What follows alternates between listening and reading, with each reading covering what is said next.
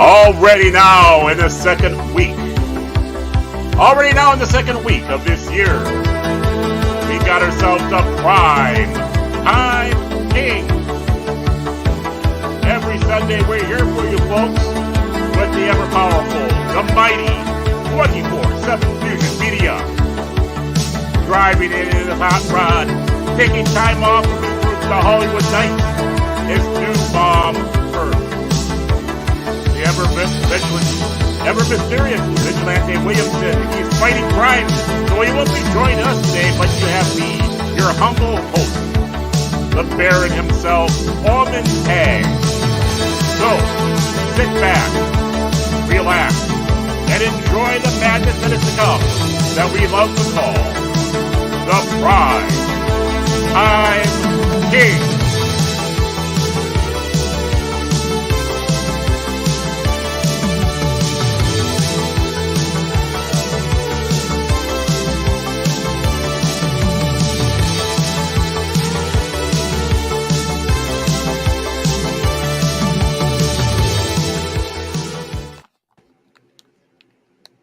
With that introduction, we might need to change the title to Primetime Kings and a Night.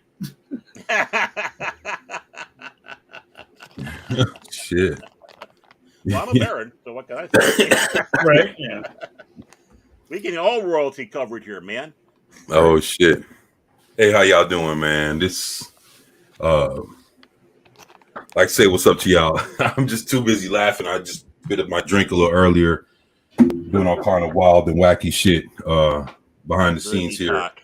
But I'd like to say what's up to everybody in the chat. You know, Vigilante is taking the day off, so we'll catch him next time. But you know, we're your hosts, you know, along with Vigilante Williamson, my boy Baron Norman Tag, New Bomb Turk. I am 24/7 Fusion Media, and we are the Primetime Kings. So hopefully everybody is doing well out there. Let's see who we got. The old man. The old man? He's crazy as shit, man. I love the old man. He's wild. Yeah. What's up to the old man? What's up? New Bomb Turk, my man. See you in the chat. Lord Thoth. What's up, Lord Thoth?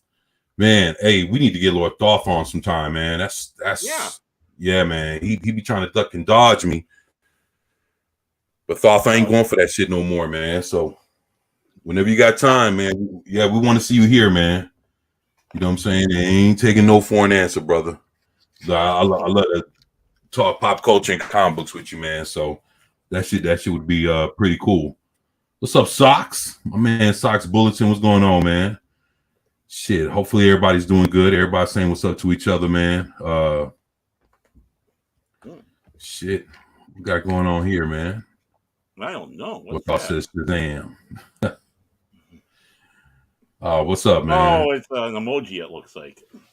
Yeah. Yeah. There you go, Smiley Socks. faces. Mm-hmm. Sunday at 6 o'clock Eastern is tough. Lady Thoth would kill me at grub time. But we will. That's cool, man. Yeah, we'll work it out, man. No, death is worth risking to be on the Primetime Kings with, of course, 24 Fusion. Yeah, Media, you know, shit. New Bomb Turk, Vigilante, Hey. and myself. It's worth it. It really is. Yeah, I tell you what, Lord Thoth, ass whooping only lasts for so long, man. Mm-hmm. So Yeah, but you know, divorce lasts longer. hey, it'll only be for one night. So shit. Hey, Well, yeah, he didn't say anything about divorce, just an ass. nah, it's all good, man. I was just fucking around. He knows what's up, man. Oh, damn. But yeah, man. You know, hopefully everybody's doing good. Shit. Man, my week's been kind of crazy. I'm trying to help two folks in my family, man, start up their own YouTube channels, man. Mm. So it's been it's been an interesting project, man.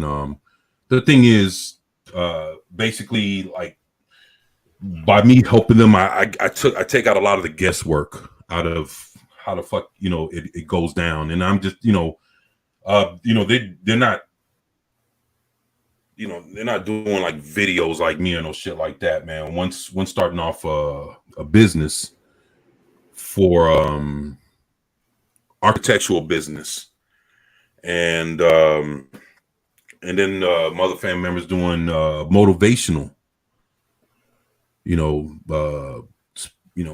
talks and speeches and shit like that. So, it's totally something completely different. But YouTube is YouTube, and there's a lot of things that, even though they're not doing what I do, by far, it's, they're starting like this month, like within the next week or two, and to kick off their channels. I've been doing this for about 3 years now. Mm-hmm. So there's a lot of there's a lot of shit in that yeah, there's a lot of shit in that I'm just trying to help out, man. So it's been interesting, man, on but the thing is, the way I'd help them is the way I would help anybody, man. So the fact that they came to me and asked me, hey, how do we do this? How do we do that? Shit, I knew when I didn't know how to do shit. My son helped me create the channel, so it'd be like that, man. So it's like shit, because I didn't know. It was like I didn't know what the fuck to do, but he did, and they don't know what the fuck to do, but I do. So. Well, yeah, and it's getting off the ground is always the hardest part. Once you get rolling, it gets a lot easier. Mm-hmm. Right. Now, right. I say this coming from a person who has a channel that hasn't uploaded a video in 6 months, but you and me both, brother. Yeah, it's weird. I mean, and especially with the way YouTube goes. Now, I wasn't doing any kind of content that was, controversial in any way. I think the most controversy one of my videos created was I did a video for a game called Ride, which is motorcycle racing and whatnot. And I did one video where the camera position was basically from the rider's perspective, inside the helmet, as if you're looking out through the helmet while riding. Right. And one guy commented, some crotchety old bastard. Crosby's like, this is fake. It isn't real. And I'm like, did you not notice the game tag underneath the title? Like, of course it's not real. Like, and he got all pissy with me. And I was just like, what? Whatever. And granted, that is like the most viewed video I've ever had, which is like at like 5,000 views. Oh, wow. And everything else is like a couple hundred, a couple hundred, a couple hundred, a couple 130. And like, it's all over the place. You need the old guy to come back again. He's giving you good luck. Well, it had 5,000 views before he showed up. Oh, okay. Yeah, it was doing well on its own. He was just annoying. Actually, it's crazy. There's videos I have some videos that have hit like 80,000. And that's like the most. I think it was like 88,000, 88K. views. That's a lot, yeah. And then, it's like, and then there's some videos like that I put out in the last like 2-3 weeks, 13 views, shit right. like that. So, the thing is, you never know when you put shit out, what's going to gravitate to people or what's not. The thing is, you just got to keep putting the content out. And, the thing is as long as you have an interest in what you put out. Some people put out content and basically it's a numbers game at that point. It's right. Either, it's what'll, it's like a hit or miss at that point. It's whatever sticks to the wall type of shits. And, but the thing is, I don't want to just throw any and everything out there. If I make a video and it's on my channel, if it's something I talk about, it's something that I'm interested in, or it's something that I'm looking at, because I have a lot of videos where I'm dissing a lot of shit. Like I dropped a video where Margot Robbie and Ryan Gosling, like right now they're about to put out Barbie, and in March of this year, like in 2 months, they're gonna film Ocean's 11. Yeah. So how the fuck they're going from Barbie to Ocean's 11? And it's like, Well, I damn. mean, you gotta figure like Barbie is coming out soon. It's been done, and their work has been done for a while. It goes through editing, which they're not a part of at all. The only thing post filming that they would probably be part of would be overdubs, clearing up audio on some of the vocal, the dialogue or whatever. So yeah, I mean they've been done. They've had a couple months or more vacation, if you will. So, I'd rather see actors. Now, I actually like Ryan Gosling. I'm not a huge fan of Margot Robbie, other than she's pretty. Like, okay, I don't think she's a great actress in any form, really. But I give it to actors like that who do that, who are cycled into the next production. Keep going. That means they're working hard. I don't want to see somebody once 3 years from now do their second movie after they did, one this year or whatever. Because that just means you're gliding on whatever previous fame you've had and whatever paychecks you're getting. And it's like, yeah, that's not really work. And in between all they do is virtue signal. Hey, did you see the Barbie trailer? Yeah.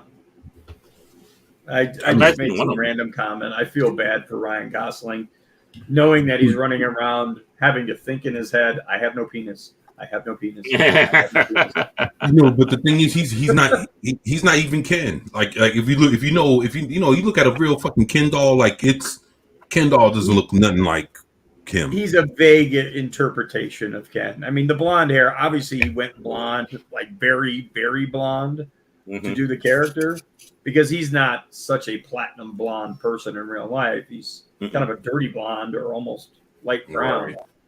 So, I mean, yeah, they took certain details from Ken and put it onto his character. And then the thing is, Ken is broke. Ken's broke and shit out of luck by the time he meets Barbie. So basically, instead of them being equals, which it was in the toy line, she's gonna be basically queen bitch. Helping his ass, like giving a helping hand to pick his ass up. Well, damn, that's the name of the game nowadays. Yeah, it's like fucking like I don't even fucking know, man. And then, but I ain't gonna lie, she did look good in the damn trailer. Well, yeah, I mean, like I said, she's a pretty woman that in roles like that are she's gonna look the part, right? Same thing with like Wolf of Wall Street. The whole thing about Wolf of Wall Street was that she split her legs open in front of DiCaprio, and that's where her fame came from. I guess if you got it, want it. Oh, yeah. Well, and it covers whatever shortcomings you have outside of looks. Right. Basically, you just gave up the goods at that point. So. Right. So are you going to be seeing the Barbie movie 24? Nah. You know what? The thing is, I won't pay to see it. Yeah. Nah. Yeah, but it's like she might be looking good on there. She might do some cutesy Barbie type shits. What, I mean, what's the rating of the movie supposed to be? Ooh, I don't know. I think if I'm not mistaken, it's supposed to be at least PG-13, man. I couldn't see it being nothing, and I can't see it being PG either. So probably PG-13 is how. Let me take a look here. Doing a little search here. PG-13. Yeah, that's basically the that's the average for everybody nowadays. That's just, if you do PG, people just ain't gonna fucking. Might as well bring my 6-year-old to come watch this shit. It is, Well, I mean, if you think about it, Barbie as an entity should be a children's movie, Yeah. Because it is a children's toy. Right. We don't have a lot of teenagers buying into Barbie unless they're just Right. No, insanely hooked on it. yeah, it's like it's a kid's toy about a grown ass woman with a shitload of money and a handsome boyfriend and everything she owns is fucking luxurious as fucking the dream car and the dream house and the awesome ass dog and all the play sets and the fucking home and dude the van and the car and the friends and like come on shit. I mean, if they don't place the two of them in a Power Wheels Barbie Corvette, they've missed a golden opportunity. Yes, they did. What they need though is they need to have G.I. Joe with the Kung Fu grip coming in and stealing her away. Right. Man. Yeah. What was that? That's from a commercial, isn't it? Either that or it's like from a comedy bit. I think it was a commercial because it was it an Energizer commercial or something like that where maybe the G.I. Joe comes from the boys' room, jumps into his like Jeep or whatever and like drives over to his sister's room and she goes off with Joe and Ken's just like, oh man. Because like his car, I think his car like runs out of battery, but the G.I. Joe doesn't. Has the Energizer. Is that what it was? Yeah. Huh. I'd have to look that up. I don't think it was Toy Story because the characters in Toy Story were like the Ken and the Barbie were too close. Let's see here.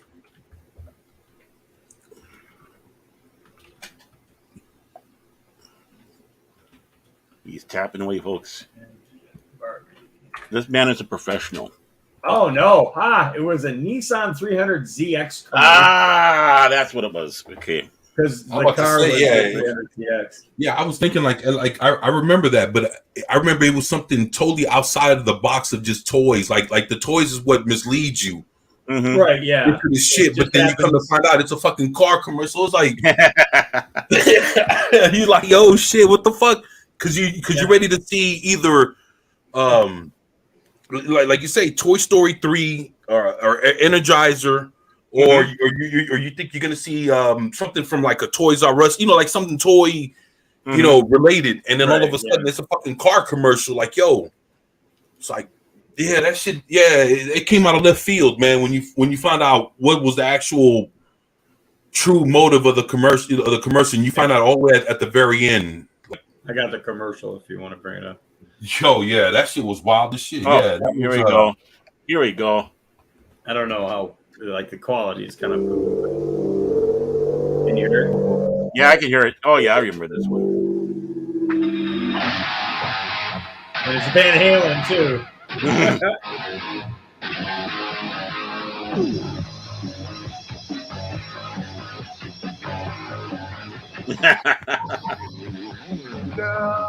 You really got me now. You got Thought I me get now, I don't know what.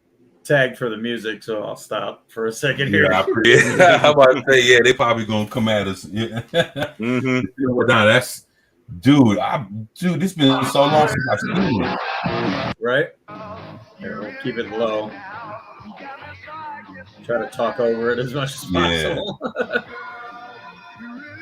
That's some good ass fucking driving. Look at that. Oh shit. yeah. You don't want to mess with him, that's for sure. Yo, shit. Yo, what's up, baby? For real? Oh, shit. Oh. Hamana. That's our doll. Damn. Oh. Yeah, and I think they didn't. And that's the guy, that old Japanese guy at the end there. Right. Mm-hmm. He's the guy who originally designed the first generation of the Z car, the 240Z. Oh. And they put him in that commercial at the end, and he's just chuckling away. Yeah, they used them in commercials, if I remember right, too. What's that? I think they used them in a couple other commercials, too, for a while. Yeah, there was another one for the 300Z that he shows up in the original 240Z. Mm-hmm. Right. And he like drives up and kind of smiles at the camera and drives off.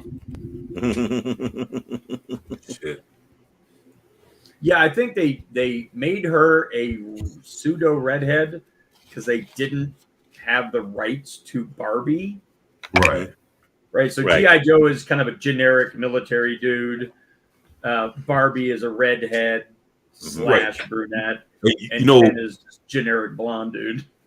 it's funny. Like those two figures are the kind of figures that you'd find if you went into Like a dollar like store. Yeah. like Family Dollar, like this The knockoff stuff, yeah. yeah, exactly, man. That's exactly what they look like too, man. But done right. But as far as the commercial went, it I definitely caught on to what was going on with that shit. I was like, Yeah, our dollar store Barbie. man. So shit. But it is kind of funny. That was some good shit, man. Yeah, appreciate y'all bringing that one up. That was some good stuff. Shit, do you want to jump into one of the topics, or Sure. anybody have anything in mind? Well, I think Yeah, the new bum had something, didn't he? Yeah, no, coming from my favorite watch when it comes to superhero stuff and whatever, a guy that doesn't typically miss on his content. Emergency Awesome uploaded a video, I think either yesterday or the day before, about how they wanted to put Jessica Jones in the She-Hulk, a couple of She-Hulk episodes. Mm-hmm. And because of scheduling conflicts, they couldn't do it. But they actually had script written and set up for the whole reason why Matt is supposed to be in California. They ended up switching that.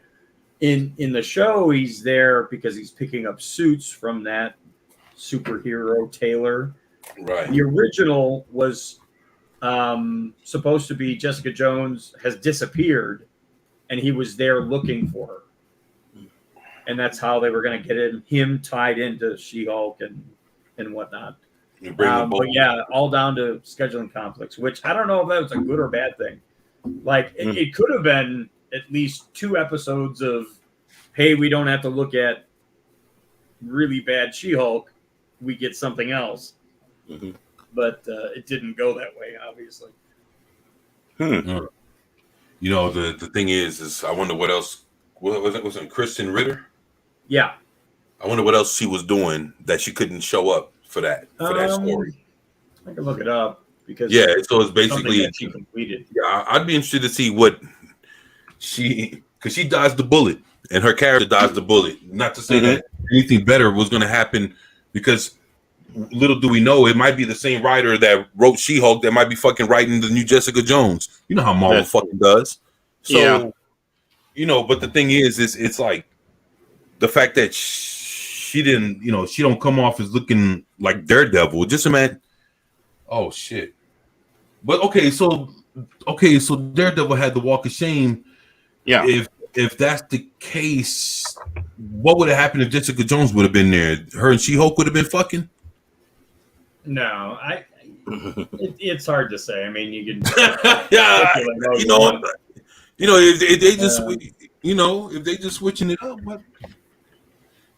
Yeah, I don't know. We don't have the second season, so we don't know.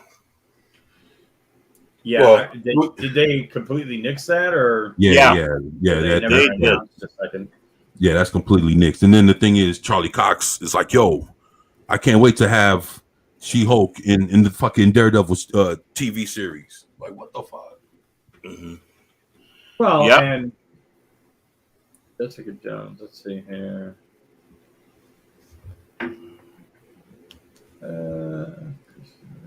She spells her name weird. Let me look at what she's been up to. What's that? Kristen? Krystn. Oh, yeah. Let's see. This year, She was doing a voice on The Simpsons or last year, but it was only one episode. I think it was this. Maybe I don't know. Maybe it's just upcoming. Let me look at upcoming. There's a TV miniseries called Love and Death. TV series Orphan Black Echoes. I think Love and Death is what it was because that's in post-production. That would make sense if they were working on it in 2022.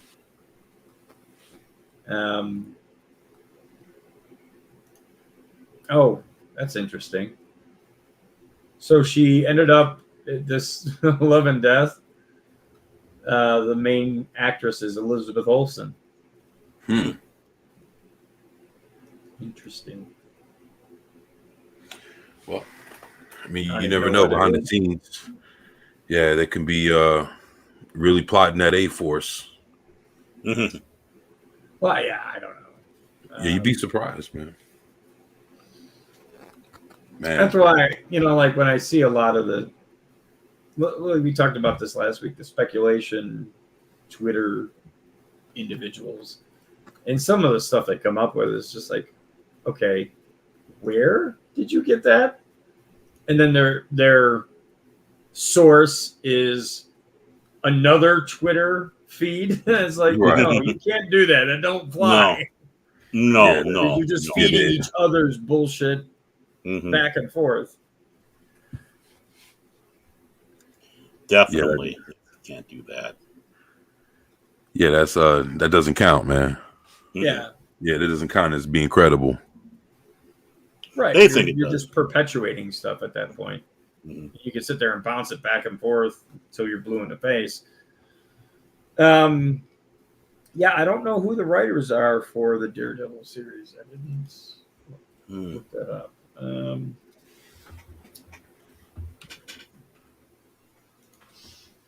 Let's see if we can find.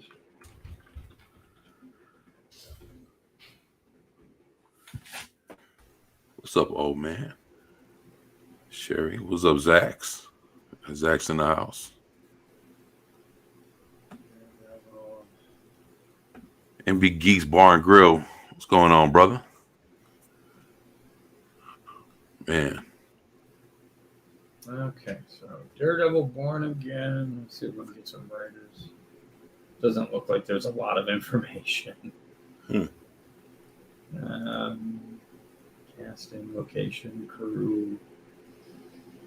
Wow. Yeah, they don't have any writers listed as of yet. Just stars, and it plot kept under wraps. Yeah, interesting though. Michael Gandolfini is listed as one of the actors. Yeah, James Gandolfini's son. His son, yeah. And they have no character. I heard he's been. Yeah, I heard the son's been working on his acting chops since his break. Yeah, well, he had came out with the exactly the prequel to Sopranos. Yep, that's the break. Yep. So yeah, since then he's been, plus, because he did that, the fact of who his pops was, and I heard he's been trying to work on the old acting chops. Hopefully he's improving with every, movie or whatever we see him in. So I'm not, kind of looks like a little bit, probably, he got a little bit of his mom's, don't know what the moms look like, but you can tell, you can see the dad in him. He's a whole lot thinner. Right. Right. But then, but he was, I guess James at his age, he wasn't always no big ass dude neither. He was svelte.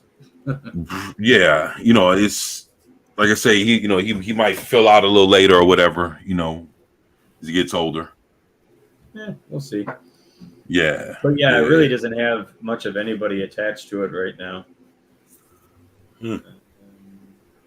Yeah, I'd like to see how the son would do.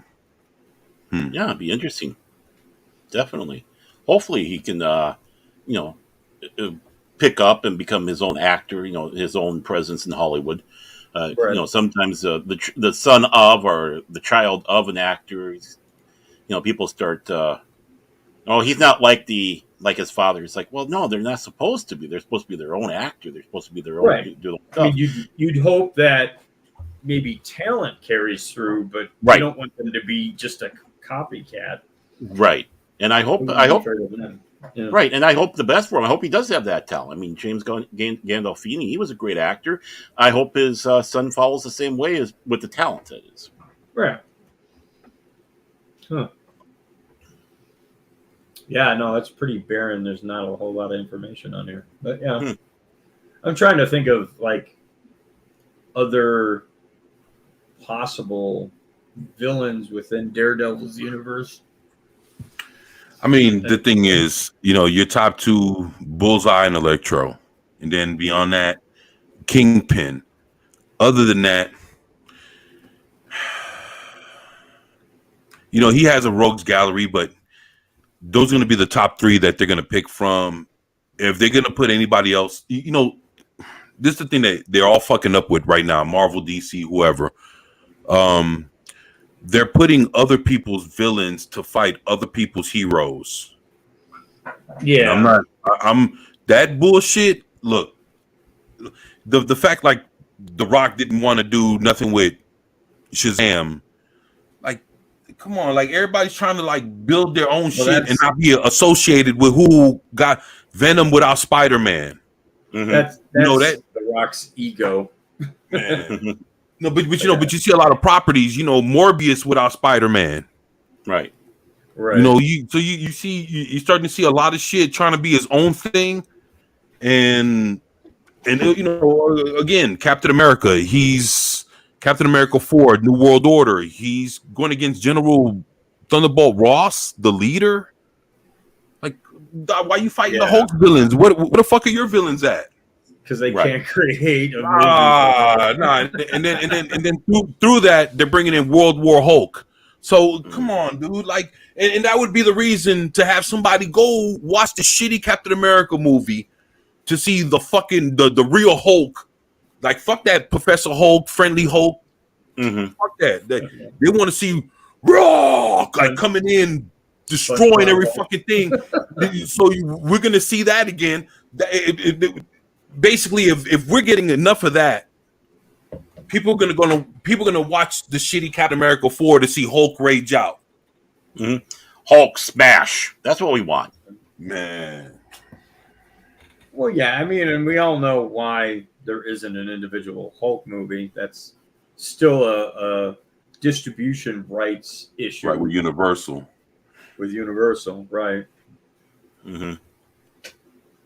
But see, the thing is, it's supposed to lead into a World War Hulk movie. So the thing is that my whole thing is like, Hulk is the strongest thing Marvel has. Like, as far as like might, because when he did like DC versus Marvel, they put him against Superman. Yeah. So why wouldn't you go like, dude? If you put Hulk against Spider-Man ain't winning.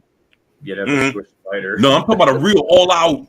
Yeah. Ball to the wall. Spider-Man ain't fucking winning. So the thing is, like, people love Spider-Man. People love other characters. We've seen a whole lot of everything else, but the Hulk's story, some of his best stories have been played out and sprinkled throughout everybody else's movies, the Avengers, other shit.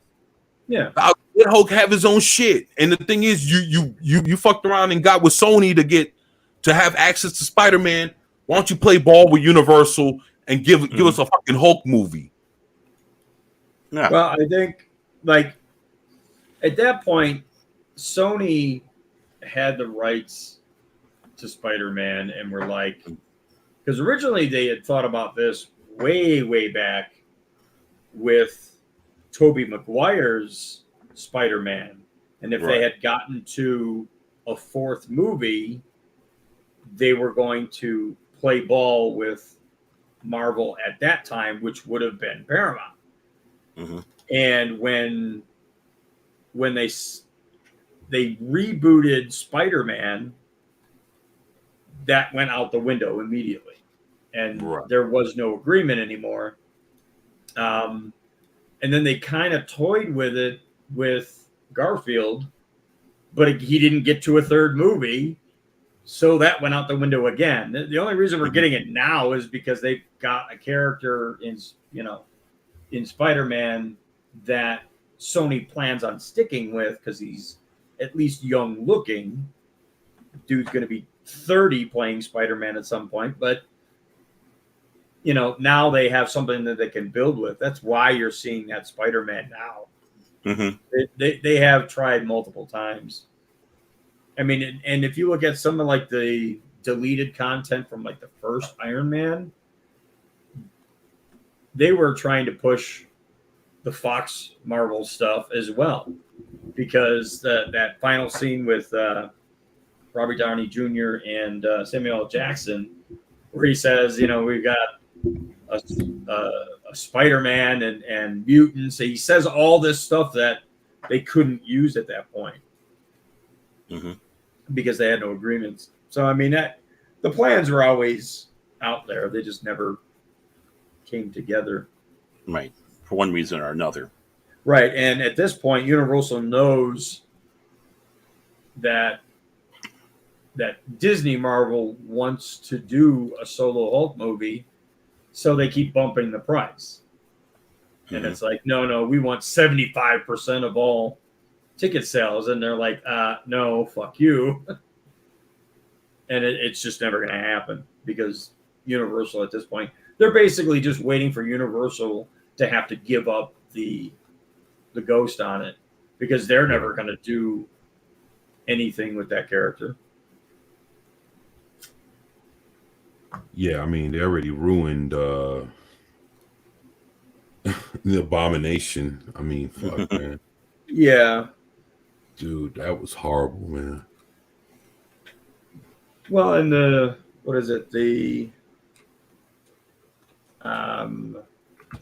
new Ant-Man, they're going to have MODOK in there, but it's not going to be like the MODOK that you would recognize. Like it's going to look like the face inside the weird mechanical body, but it's all going to be mechanical.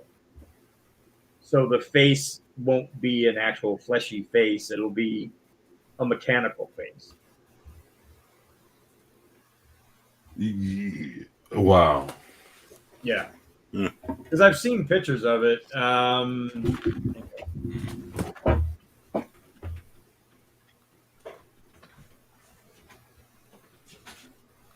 But he's up to something. Oh, always. He's going into the vault. The vault. Well, okay, so this is the pop figure, but it basically looks like the pop figure. Let me. You got a picture of this? Yeah, well, I got a picture of the Funko Pop, which effectively looks like what he's going to look like in the movie. Let me share it here.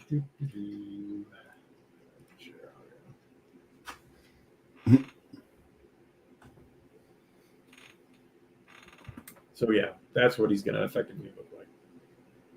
Wow. So it's like interesting. I can imagine where they're going with this. Like, instead of the head being pulled off of a living creature and then set into this mechanical carrying case, if you will, it's going to be the brain pulled out and put into this mechanical thing. And that's where you lose the human aspect of it. Wow. Interesting. Is that supposed to be Bill Murray? I don't think so, because in the trailers they show Bill Murray as Bill Murray, like, not in a costume. I don't know if there's any association with that. Huh. But and if you look at the IMDb, they don't list him as MODOK.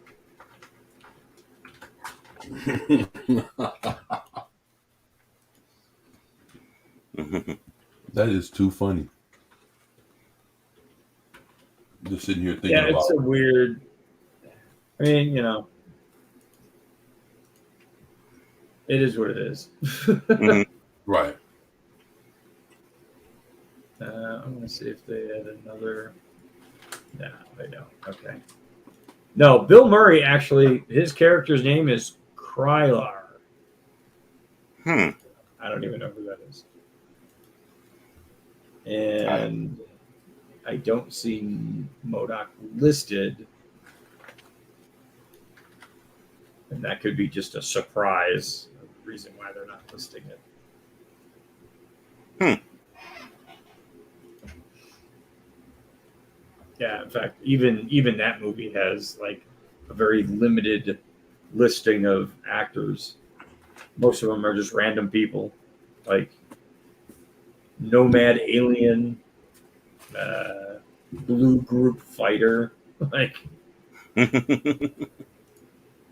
But Corey Stoll is coming back as Yellow Jacket. How? I don't know. Oh, that's right. He did shrink at the end. I thought that would have killed him, but guess not. And I don't know who Crystal Man is. Don't know either. Yeah, some of these may just be characters Right. that they've made up for this particular. What do you call it for the movie? Right. Or there might be characters that you only know if you were real Ant-Man and the Wasp fans and comic books. Mm-hmm. Yeah, I mean, you know, Exactly. they showed up in like one issue somewhere in the randomness of the series or whatever, Mm-hmm. which they've done. I mean, I can't say they don't do that, but Annette Bening, they're saying this cast is Supreme Intelligence. They didn't have her listed.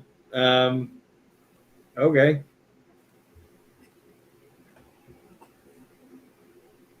I mean, unless we're talking about the Marvels. What's up, Jew? Yep. Bill Murray's face. I don't think that's a personal choice. I think that's just age.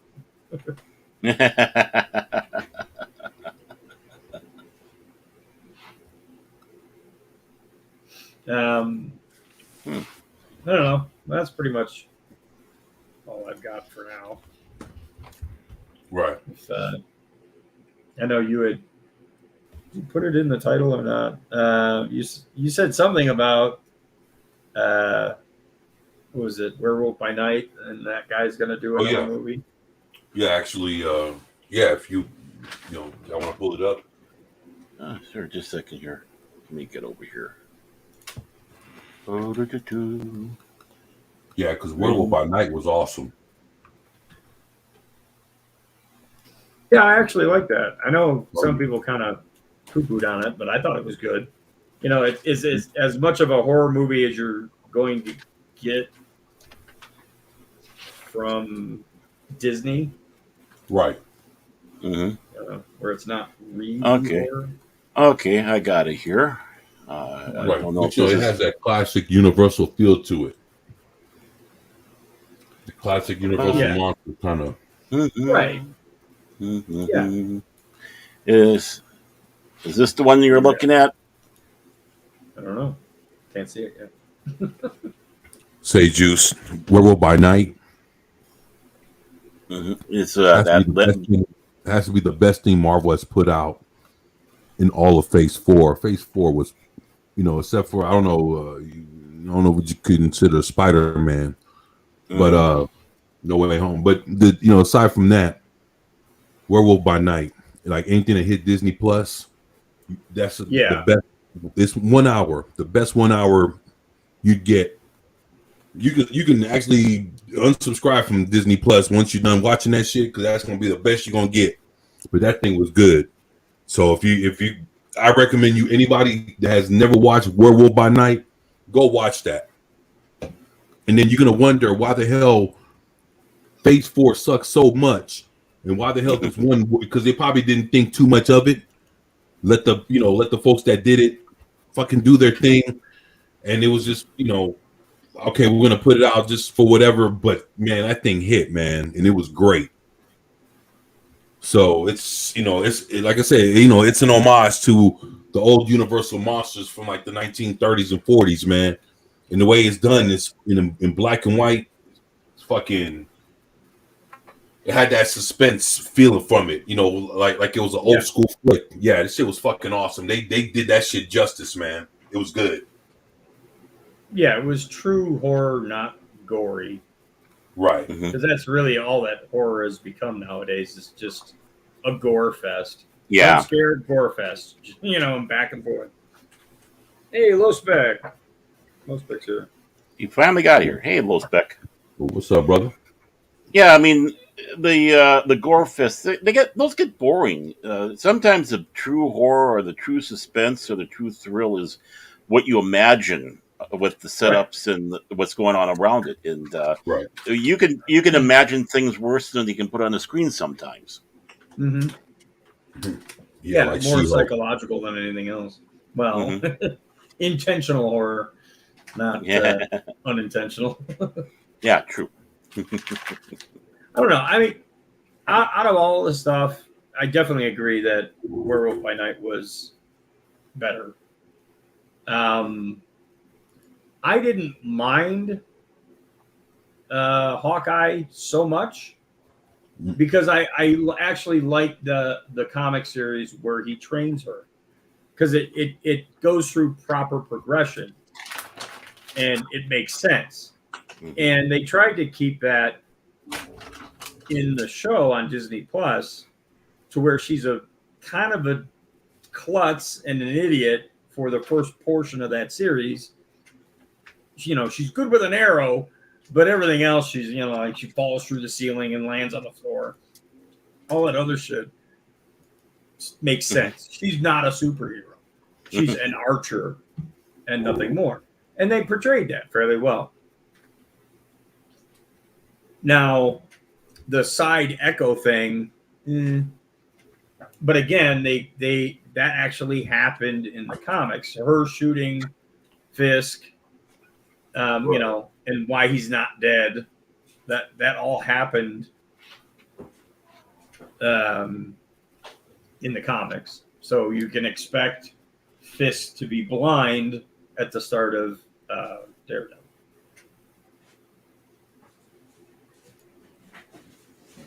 Okay. But yeah, I mean, they were a lot of those shows like Moon Knight. I liked how they portrayed the mental illness aspect, but there's a lot of stuff I didn't like. I like, the fighting sequences where she starts fighting, like junk. But it was like they'd have a piece of it correct and then miss on other parts. And like with WandaVision, it was the first couple of episodes were stellar. It was cool watching them progress through time. And then it just fell flat on its face at the end. Like, ooh, this character might be somebody special. Oh, wait, no, it's just a boner joke. Like, Oh, you talking about the yeah, Boner, Ralph Boner? Yeah. But yeah, I mean, like the first 3 episodes, the I Love Lucy stuff was hilarious. But I kind of grew up on reruns of I Love Lucy. So I remember a lot of that. So the jokes hit with people who would remember the original show. It was, part I Love Lucy, part Bewitched, and then it goes fully Bewitched. And then it jumps to like, what was it, like Brady Brunch era. And then it jumped to like Family Ties. And then it jumps again to like, what's that more recent family show?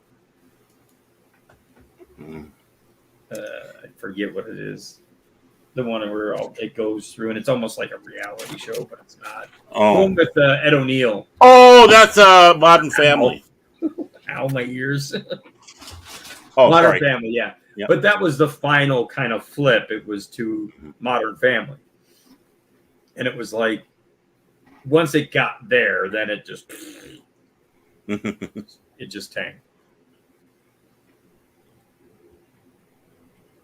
But yeah, it's like they couldn't quite get it across the finish line each series. The Captain America one was just junk. That was top to bottom junk. Wow, Falcon Oh, yeah. the Winter Soldier. Yeah, that was good.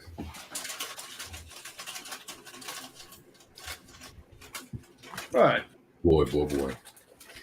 And then the next time we see him, he's going against. And then I heard that's where we're going to see the Red Hulk, because that's the first time we'll New see World Harrison Order. Ford. Okay. Yeah, they're gonna do that New World Order again, splitting the movie into two pieces. Oh shit! You don't say. My bad. No. That was my phone notification. He was notified, folks. He got the notice. Yeah, you heard it. Shit, damn. Well, shit. Say what you guys wanted to jump off into. Hold on, because The we didn't actual, get to the movie that article the itself. guy from Werewolf by Night was supposed to do.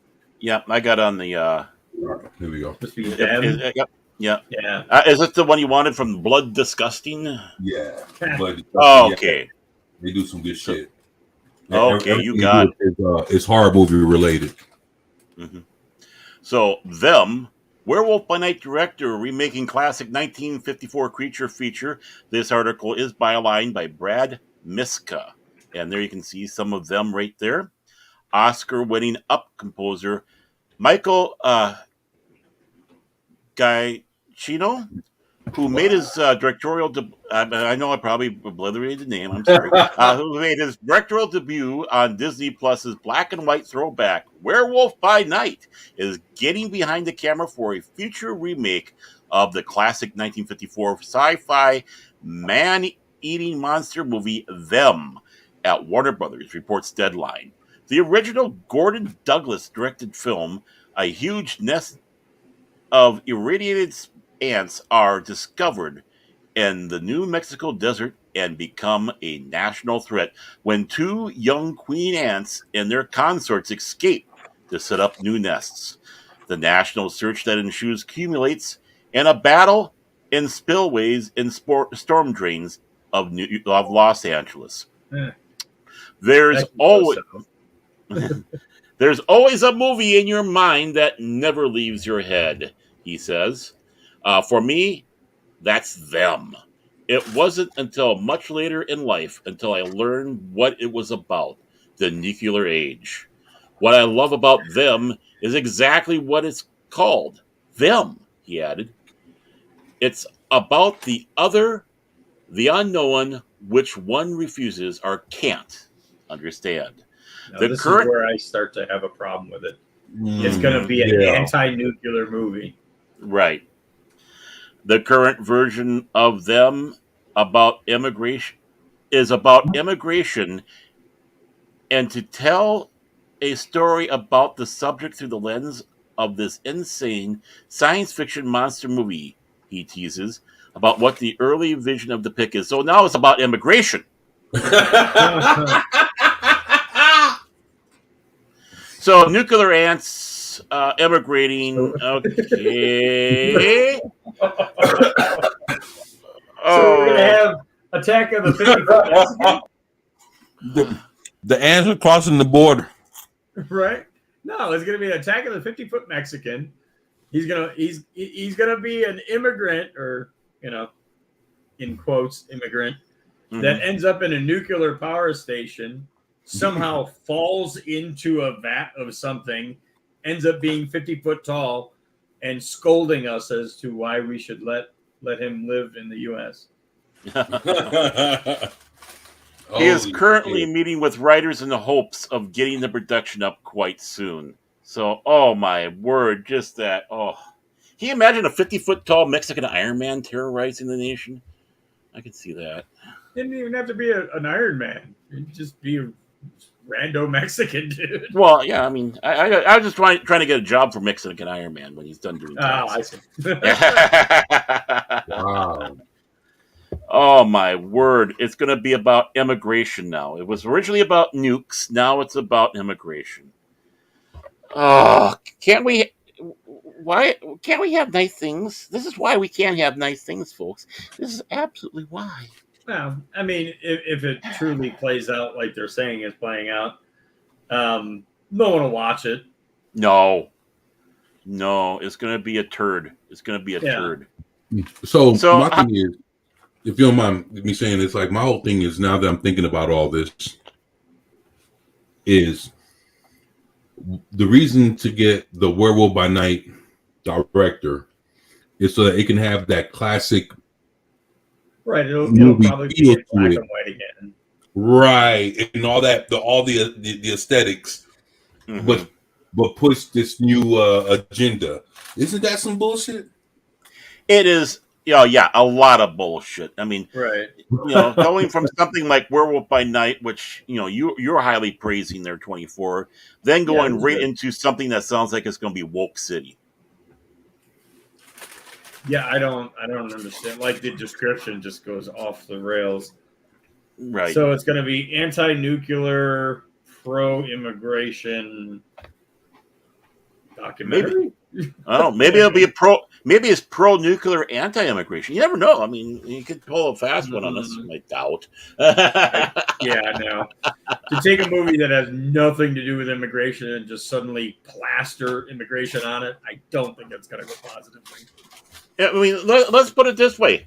Hey, our Hispanic friends down below, our Latin American friends below, south of the border. Guess what? We're equating you to giant ants Right? How that do you come feel? in and raid picnics. How do you feel about that, huh? Right. Huh? I'm Ray Picnics. Well, and I mean the idea back then in '54, Mm-hmm. how do you combat large, extremely large ants? Because we didn't have a lot. I mean, we had jets at that time, but they were still pretty early on, and we didn't have like air to ground missiles like we do now, and tracking and targeting and whatever else. Right. So, I mean, honestly, like if you were to take this and go, okay, this actually happens. Military sends up 2 squadrons of FA-18s or F-16s and obliterates all the ants within the first 10 minutes of the movie, and it's over. And that's it. It's a 10 minute short.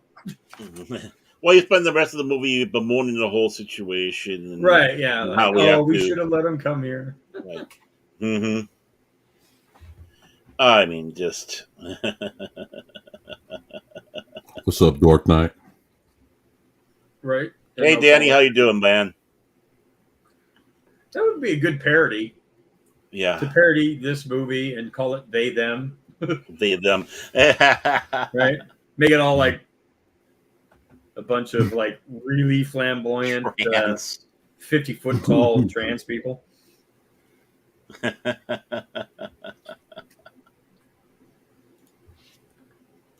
Who knows?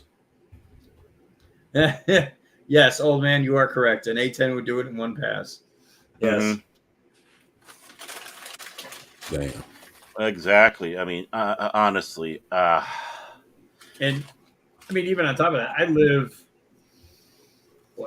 not even 3 hours from the border. I mean, I'm in Tucson, so I'm next to one of the bases that houses the most A10s anywhere in the U.S. Mm-hmm. And I'm that close. Like, I can just sit there and pop some popcorn and watch the shit go down. Like, okay. So how many nuclear giant Mexican ants do you see running by your place? 0. Zero. I mean, I will say this: when they're illegal, they might scatter like ants. Mhm. I've seen that. I also have a big border patrol station in town, Mm. so I see them stopping people from time to time and actually going to houses and raiding houses. Hmm. And they do scatter like ants, running out the back door out through people's yards and shit. It's hilarious. I tell you, I mean, this is classic. This is wake up, people, wake up. Well, yeah, and again, it still leads down the why does this need to be done Right. road. Like, I mean, I get it. It's at least they're picking something way old to redo, Yeah. but meh. Yeah, I mean, them, honestly, is them really a film you want to remake? Right. Out of all the movies that came out in that time frame, why Yeah. them? I mean, bring back the giant tarantula. You know? Right. I'd even take a Attack of the Killer Tomatoes redo. Oh, there we go. There we go. Or again, the Attack of the 50-foot tall Mexican. I mean, until the woman, Mexican woman, Attack of the 50-foot tall Mexican woman. There we go. We could do that if you want to do something with nuclear and immigration Feminism. and feminism. There, we got all three. And let's add the other one, trans. Okay, the Attack of the 50-foot tall trans Mexican woman. How's On her that? period. On her period. There we go. Are we hitting all the check marks, folks? Right. Let us know. Look out, men! She's on her egg. Oh, I'll have to scatter. Yeah, watch the soldiers scatter like ants. Mhm. Right. Oh, I mean, who? So what? We forgot the Sable too. By the way, we're being chided for that. We forgot that. Oh, Monkey Jeebus in the house. What's going on, brother? Hey, we got the monkey in here. You want to touch my monkey? Yeah, here we go. Like he doesn't hear that enough. I just don't know. All I know is on a previous show that was on before, I really ranted on something here. It was about that D&D thing that they got going on. Oh, the Wizards of the arguing Coast. and then the what's that side company that fired the woman? Not for what she said, but who she was following. Oh, I didn't see that one. Yeah, it's like adjacently related to the D&D stuff. I have to find it, but yeah. Okay. I saw something about someone getting fired because who they followed, and I didn't get a chance to read it soon enough. So, I wouldn't have been ready on that. I tell you. I got this one here, and of course, right there, you see, right on top there, right off the bat, you know this is a piece of shit because you have Pablum Broadcasting System, Opinion Hour. Exactly what this is. And I'll go on here. And this is a byline by Christopher Cuck Thomas. And how a new generation of gamers is pushing for the inclusivity beyond the table. For decades, I got most of my rage out over on this one, so I can probably get through this without having my blood pressure go up. For decades, players of the tabletop role-playing games, RPGs, have used dice, pen, and paper to engage in a form of entertainment that combines collective storytelling with strategic puzzle solving and combat stimulation. Yeah, some of it was in simulation. We had some pretty good combat at the table. Those pencils hurt. Once considered a niche hobby, these types of games are experiencing a boost in mainstream visibility thanks to series like Netflix Stranger Things and the upcoming Dungeons and Dragons Honor Among Thieves. And I also like to throw in the pseudo nerd show that brought us all these fake fans, Big Bang Theory. According to industry estimates, hobby game sales soared during the pandemic, increasing from about 1.6 billion in 2019 to over 2.6 billion in 2021. Tabletop role-playing games saw a 31% increase in overall sales in 2020. In 2022, Dungeons and Dragons alone generated some 100 million to 150 million. So, I mean, they got a little piece of that, but still, that's a huge amount there. So those are with the other role-playing game systems that you have out there. Thank God.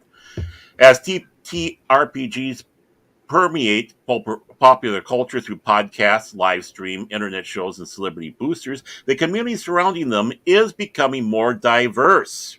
Traditionally seen as a pastime for white male suburbanites, you see, they're already getting those buzzwords in, folks.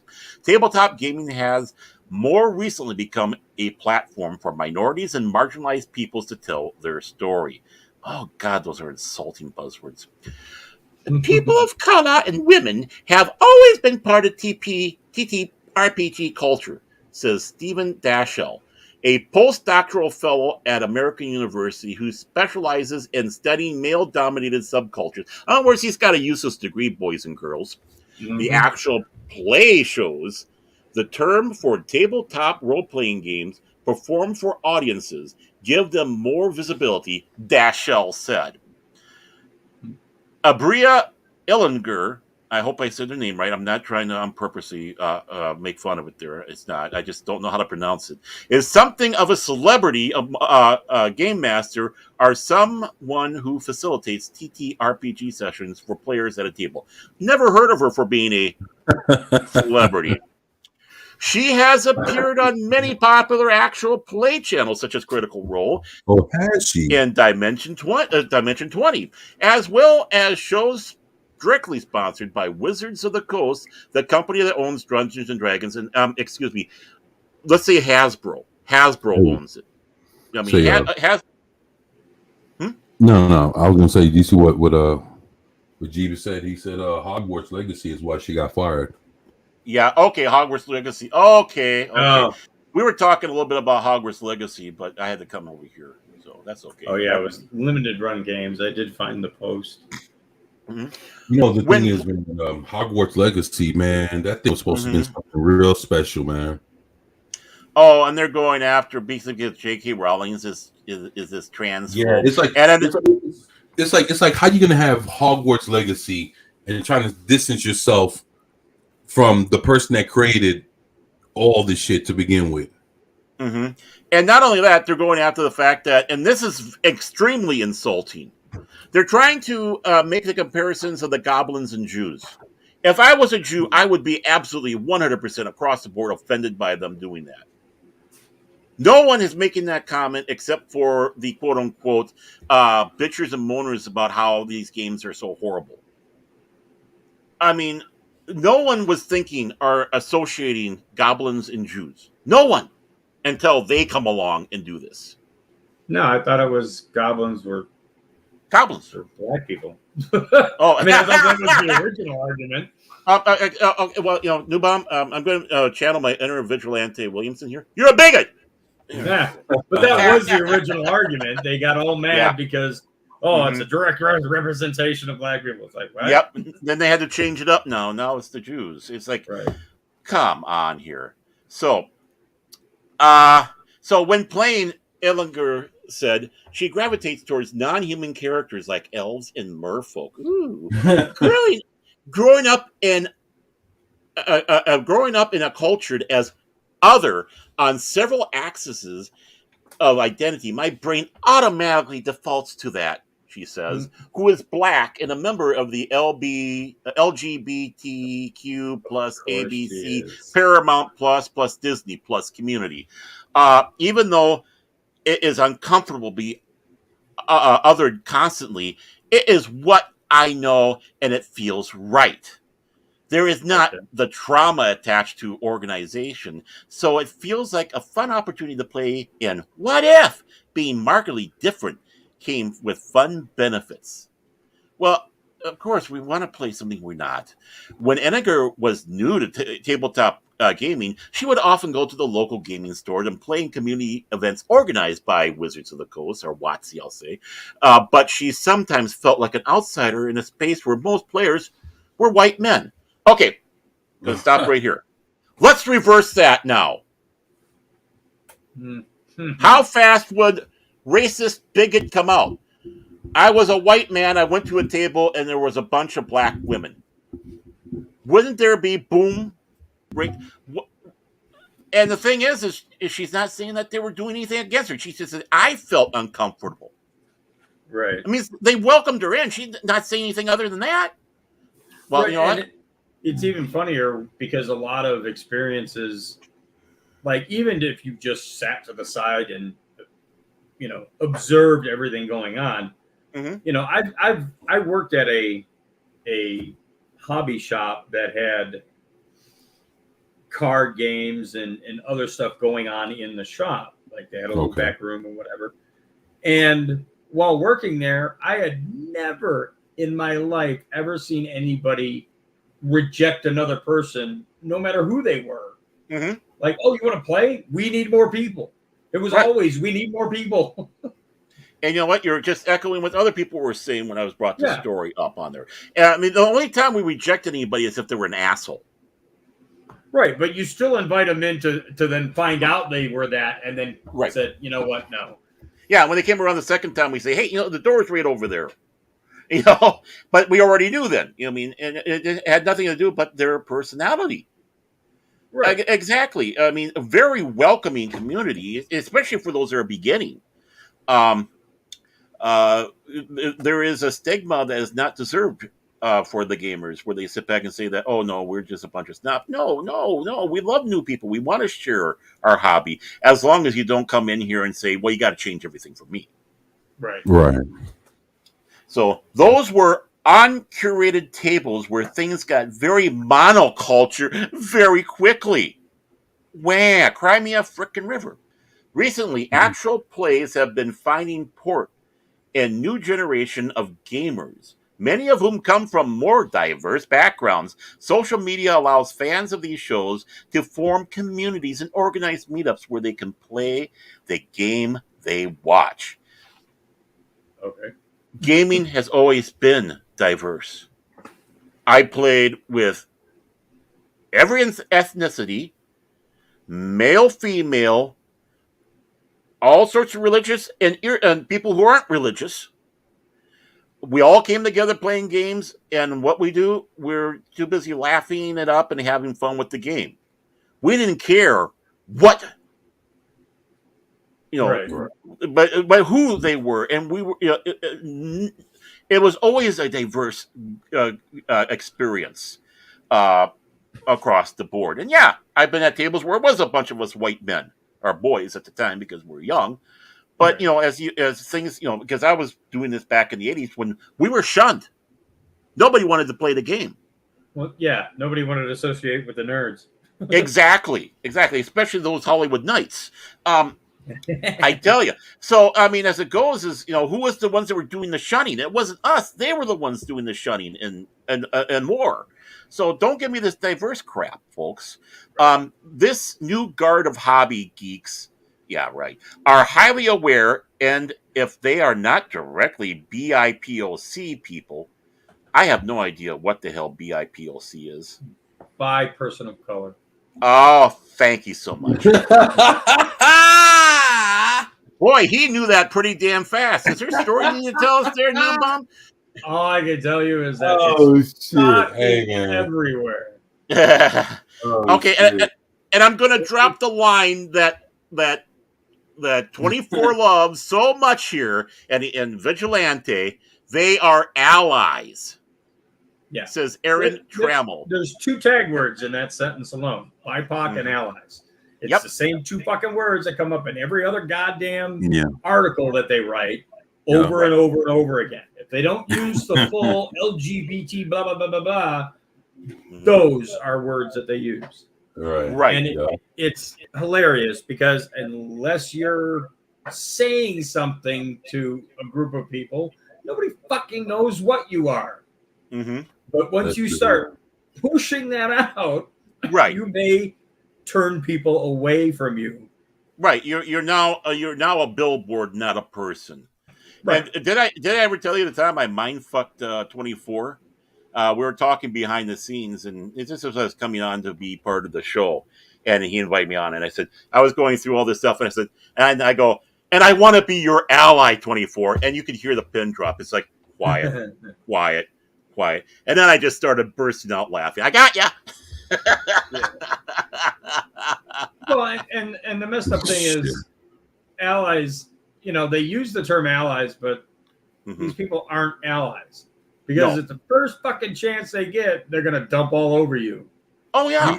If you don't perfectly align with their mentality, oh no, you're shunned. Right. So you're Exactly. back in the situation of getting shunned from your friendly group because you went the wrong direction. Right. You said something wrong or whatever. They don't even give you a chance to explain yourself or even apologize. It's like you're gone now. You're dead to me type of stuff. And of course, this is coming from Aaron Trammell, an assistant professor of informatics at UC Irvine. In other words, this guy is about as useless as a tit on a board. Right. He is like the pustule boil on an anus. That is what he has in life. He earned his degree to become a professor at the university he probably earned his degree at. Right. And, So what's the purpose of that? Right, exactly. Like I said, he's the pustule boil on the anus of life. This is why there's student debt, folks. But even within these gaming communities, there is some friction. Old School Renaissance, or OSR, is a gaming movement whose players claim they are against outside politics permeating their game space, said Dashell. These players support the use of traditional fantasy trope in game design, such as the existence of good and evil races, with no nuance.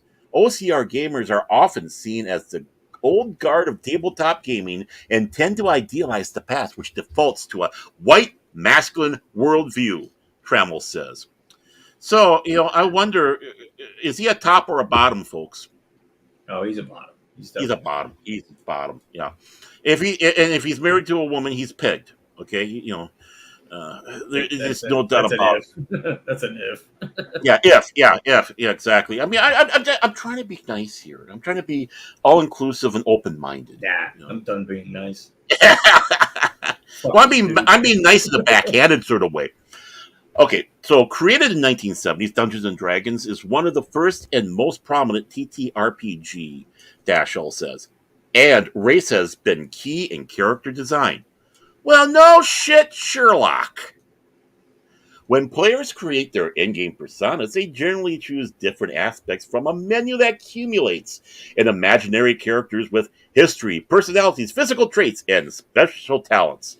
Characters can be one of many different races, such as human, elves, dwarves, or university professors.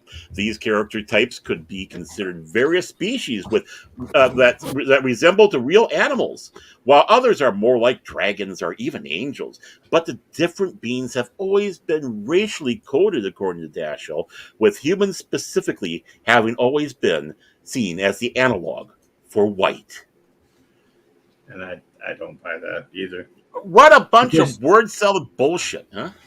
Right, like, okay, so say you do D&D, and you're full on into D&D, so you got the little miniatures and all that that you use. You can paint them any way you want. Right. Like, you could make a not white figure to be your character if you want. Like, there is no definition that walked the way he's walking it. Right, there is none. I mean, basically, you sit back saying that the humans are whites and all the other races are your various ethnicities that are not white.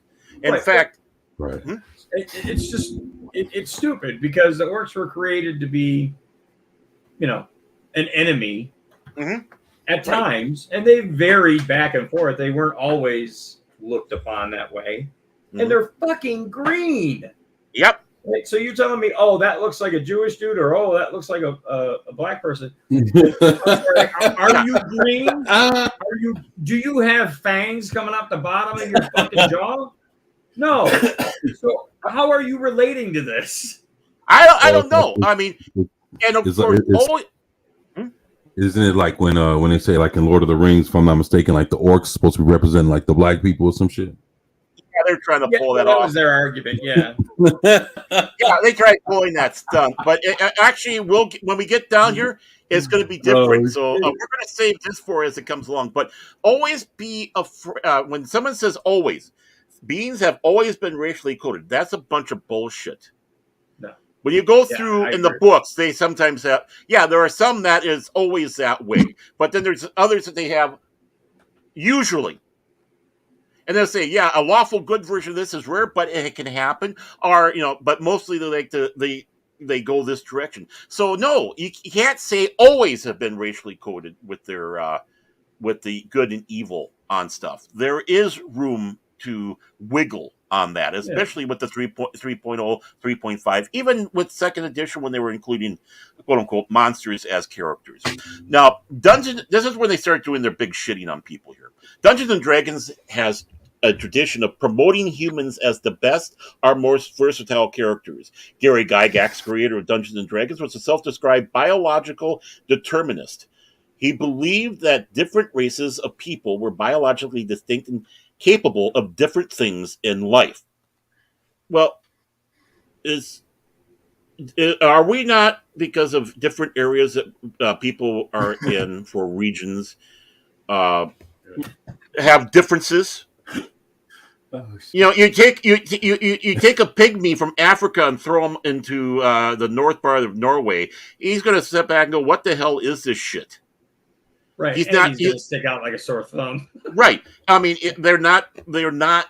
That's not their climate or anything like that. Of course, there is biological distinctions between us.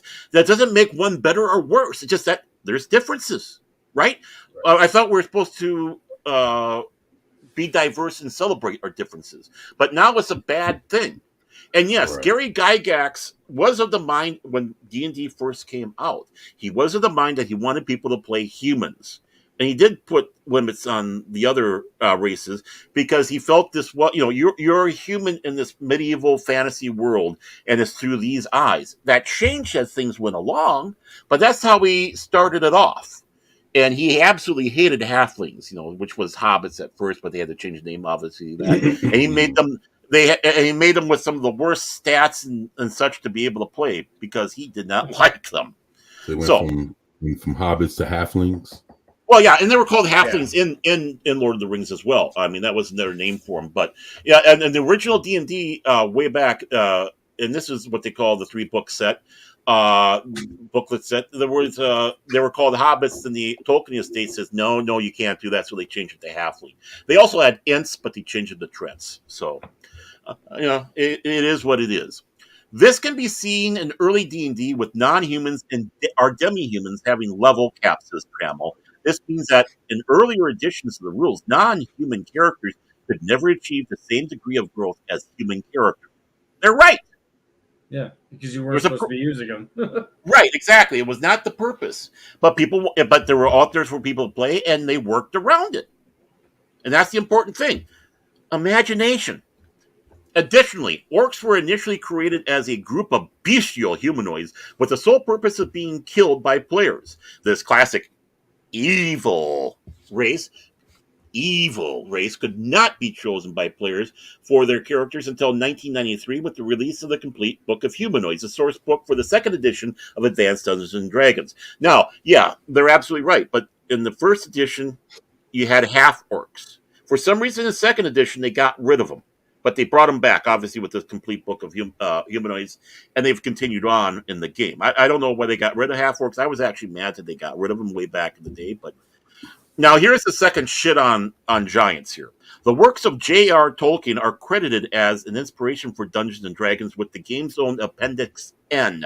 And Tolkien has described orcs in a xenophobic vernacular of 1950s Britain. Now, this so-called xenophobic vernacular is not black. They say he's going after Asians. No, Asians. Asians, Ah, because slanted eyes, right? Mongolic okay. or yellow man and all that. So they moved from saying that they're an analogy of blacks to now moving it to an analogy of Asian people. See, they can't keep on the same playbook. It didn't work the first time. Let's try a new one here, Mm. and it's bullshit.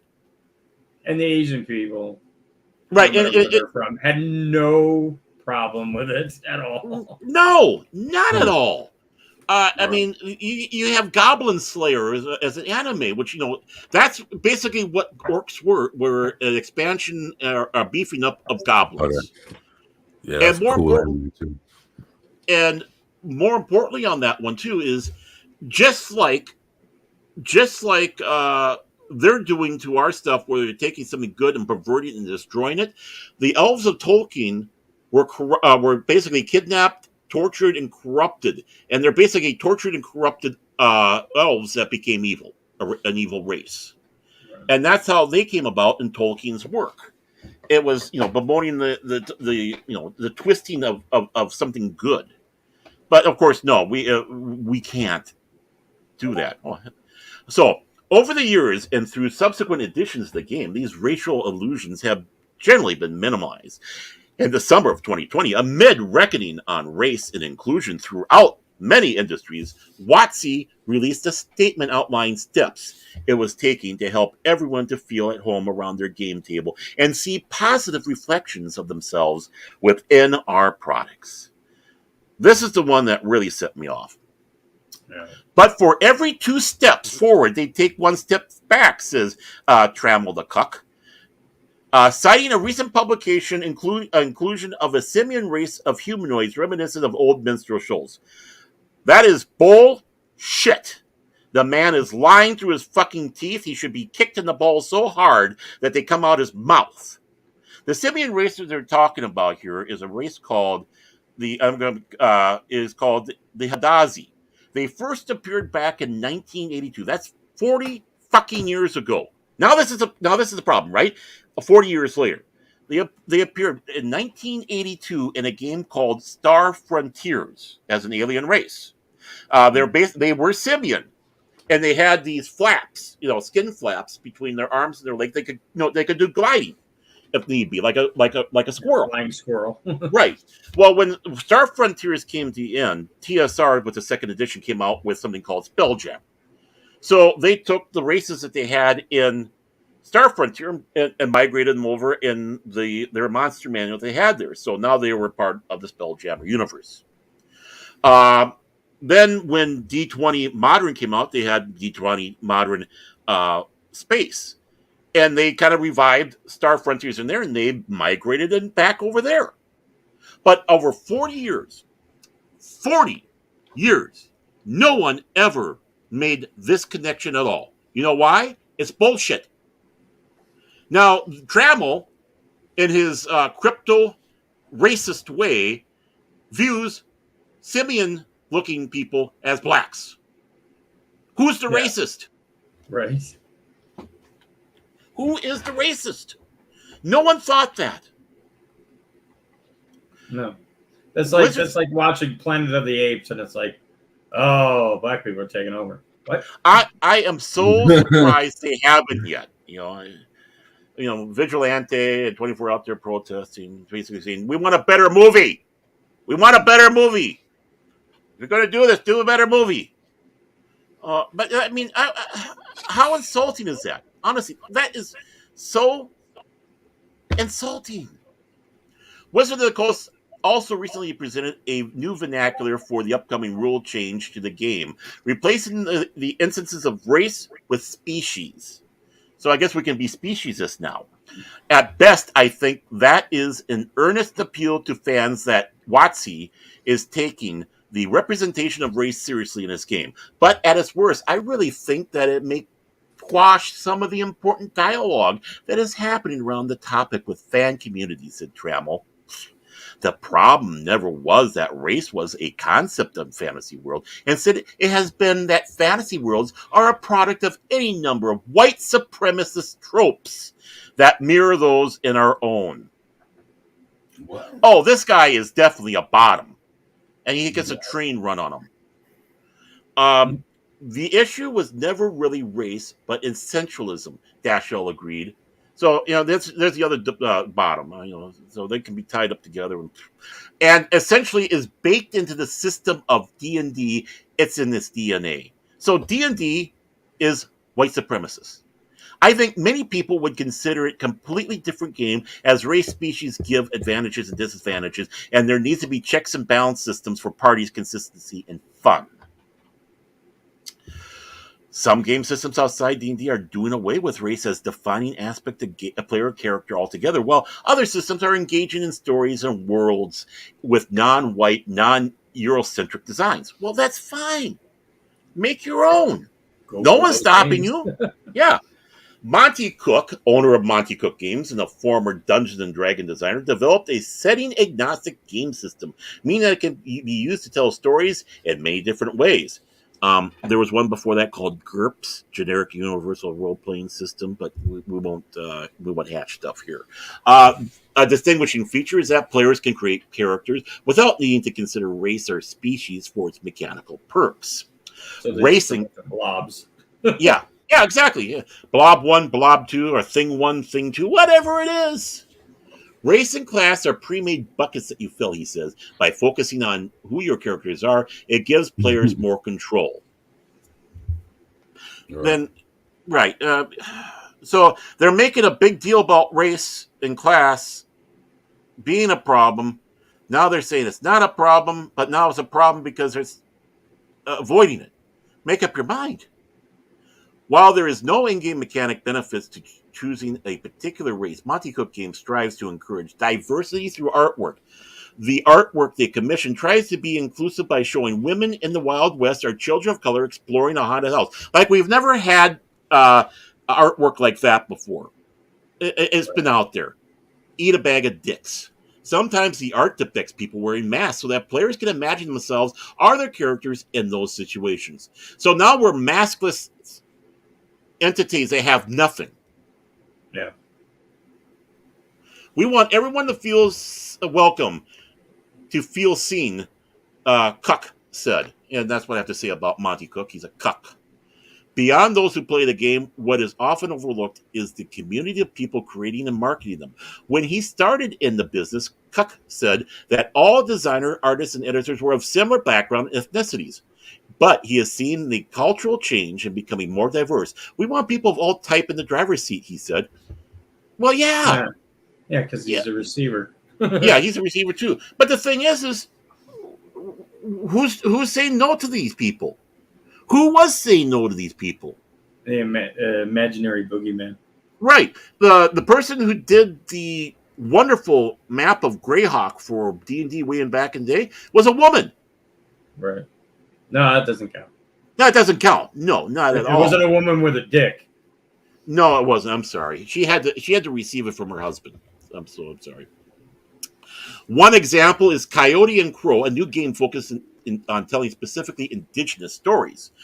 The more I wanted to create a setting that didn't have colonialism, another buzzword, as part of its structure at all, the more I realized the only way to strip that out of the setting was to create an alternate future where colonization never even happened, said Connor Alexander, creator of Coyote and Crow, which has a First Nation setting and themed. You mean to tell me that one tribe didn't try to colonize into another tribe and they didn't have wars? Right. Mm-hmm. Right. They were horrible to each other. Yeah. It's still to this day, there's certain tribes you can't put them in the same room because they hate each other that much. Right. Coyote and Crow began as a reaction to seeing games featuring characters of different cultures without having the same representation behind the scenes building the game. The project, which has raised over $1 million on Kickstarter, allowed Alexander and a team of native designers to create a world and craft stories that were distinctly not Anglo-European. I wonder if Elizabeth Warren was part of that.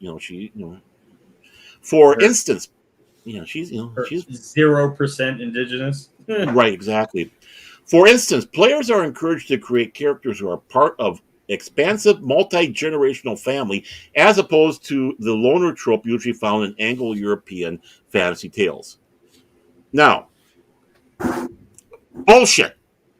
Read the Norse sagas. The Norse sagas are about traditional families, multi-generational ones. These people don't know what the hell they're talking about. Alexander sees the growth and popularity of actual plays as the first step to growing diversity within the hobby. It's always been there. Unfortunately, there hasn't been any breakthrough show yet that has displayed any kind of diversity that I want to see, he said. Don't get me wrong. There are a lot of good actual plays out there with a lot of great folks, but none of them have broken through in a way that I want to see them break through yet. And part of that is due to the dominance of Dungeons and Dragons. In a recent investor meeting, Wizards of the Coast CEO Cynthia Williams described Dungeons and Dragons as under-monetized. The company's goal is to increase products, targeting players even after they have purchased the source books needed to play. One of the biggest draws for Dungeons and Dragons and TTRPGs is a relatively low cost of investment to start. No, once the player buys, I was gonna say what? once the player buys the $60 plus rule book. Yeah, I mean, that's one of the biggest jokes about role players. They don't have money because they keep on buying the books. They can keep and everything playing. else, yeah. Yeah. They can keep playing indefinitely, limited only by their own imaginations. Well, yeah, you're right, because this is where it becomes important here.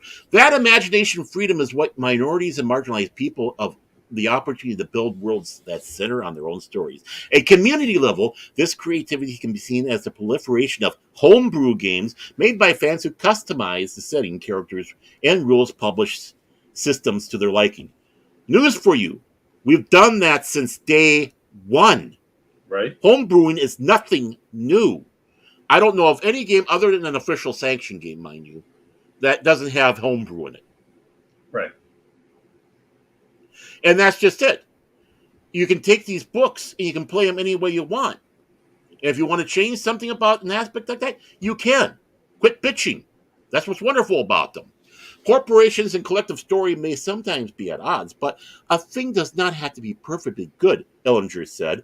As a black woman and queer, thank you. You have to make sure we know that yet again.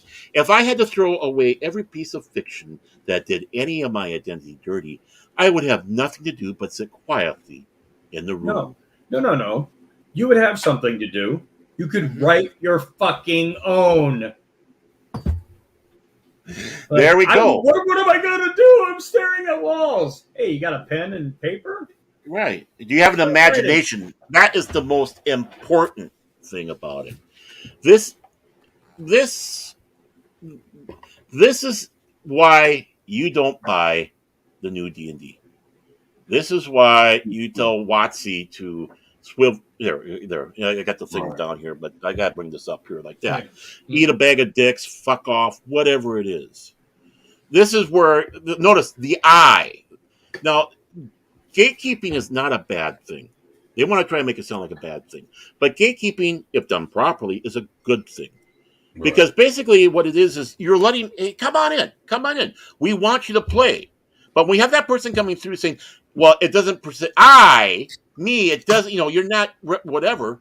You can sit back and say, well, either you play with us or you can bugger off and start your own game. Now, these people want to be gatekeepers and then tell all of us the F off. We need to change, yeah. Right.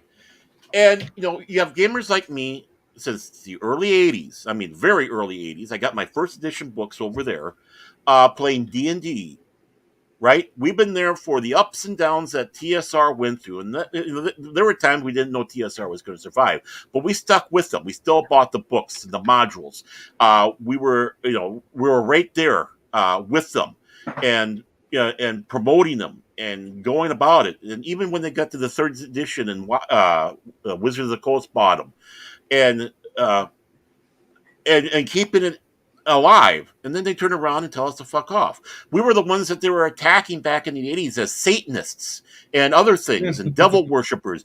60-minute hit piece, which is just like this, where it's one-sided. They don't even talk to the other side. And basically saying that this is a cult of death. And of course, that wonderful movie Mazes and Monsters with Tom Hanks, where basically they're saying that we're a half a bubble away from going out there and killing each other for real and going bonkers. I mean, we went through all that. We were the ones that were shunned. We know what it feels like. You don't have to be black, gay, Asian, whatever to be shunned. You can be a nerd and be shunned. And we were. I didn't care, but we were. Right. Yeah, no, I mean, it always comes down with their arguments. It always comes down to the individual. And Right. it's like, what you're telling everyone else to do is what you could have done all along. Like, now, are you telling me because you were the only person of color to be into this? Well, you could have introduced it to your friends. They may or may not have been interested, and it could have gone from there. You could have done all the adjusting in the rules as a home brew on your own and created a whole group of friends that you could play with. But instead, you went to the primary group and then went, this is wrong. You need to change. Right. No. And those are the ones that get gatekeeped. They're the ones that get tossed out because don't bring your shit here. I mean, you can do your own game. No one's stopping you from doing that, but don't come in here with that crap. I mean, that is the most narcissistic thing to do. I believe, Johnny put that in there. It comes back to narcissism. And he's right. This isn't word salad. It's word diarrhea attack. And it's funny because it's like that meme where it's the comic meme where it's like, you're not welcome here. Okay, we'll create our own space. Hey, why are you excluding us? Wait, you just said we weren't welcome. Right. You need to make room for us. And then they do. They give in.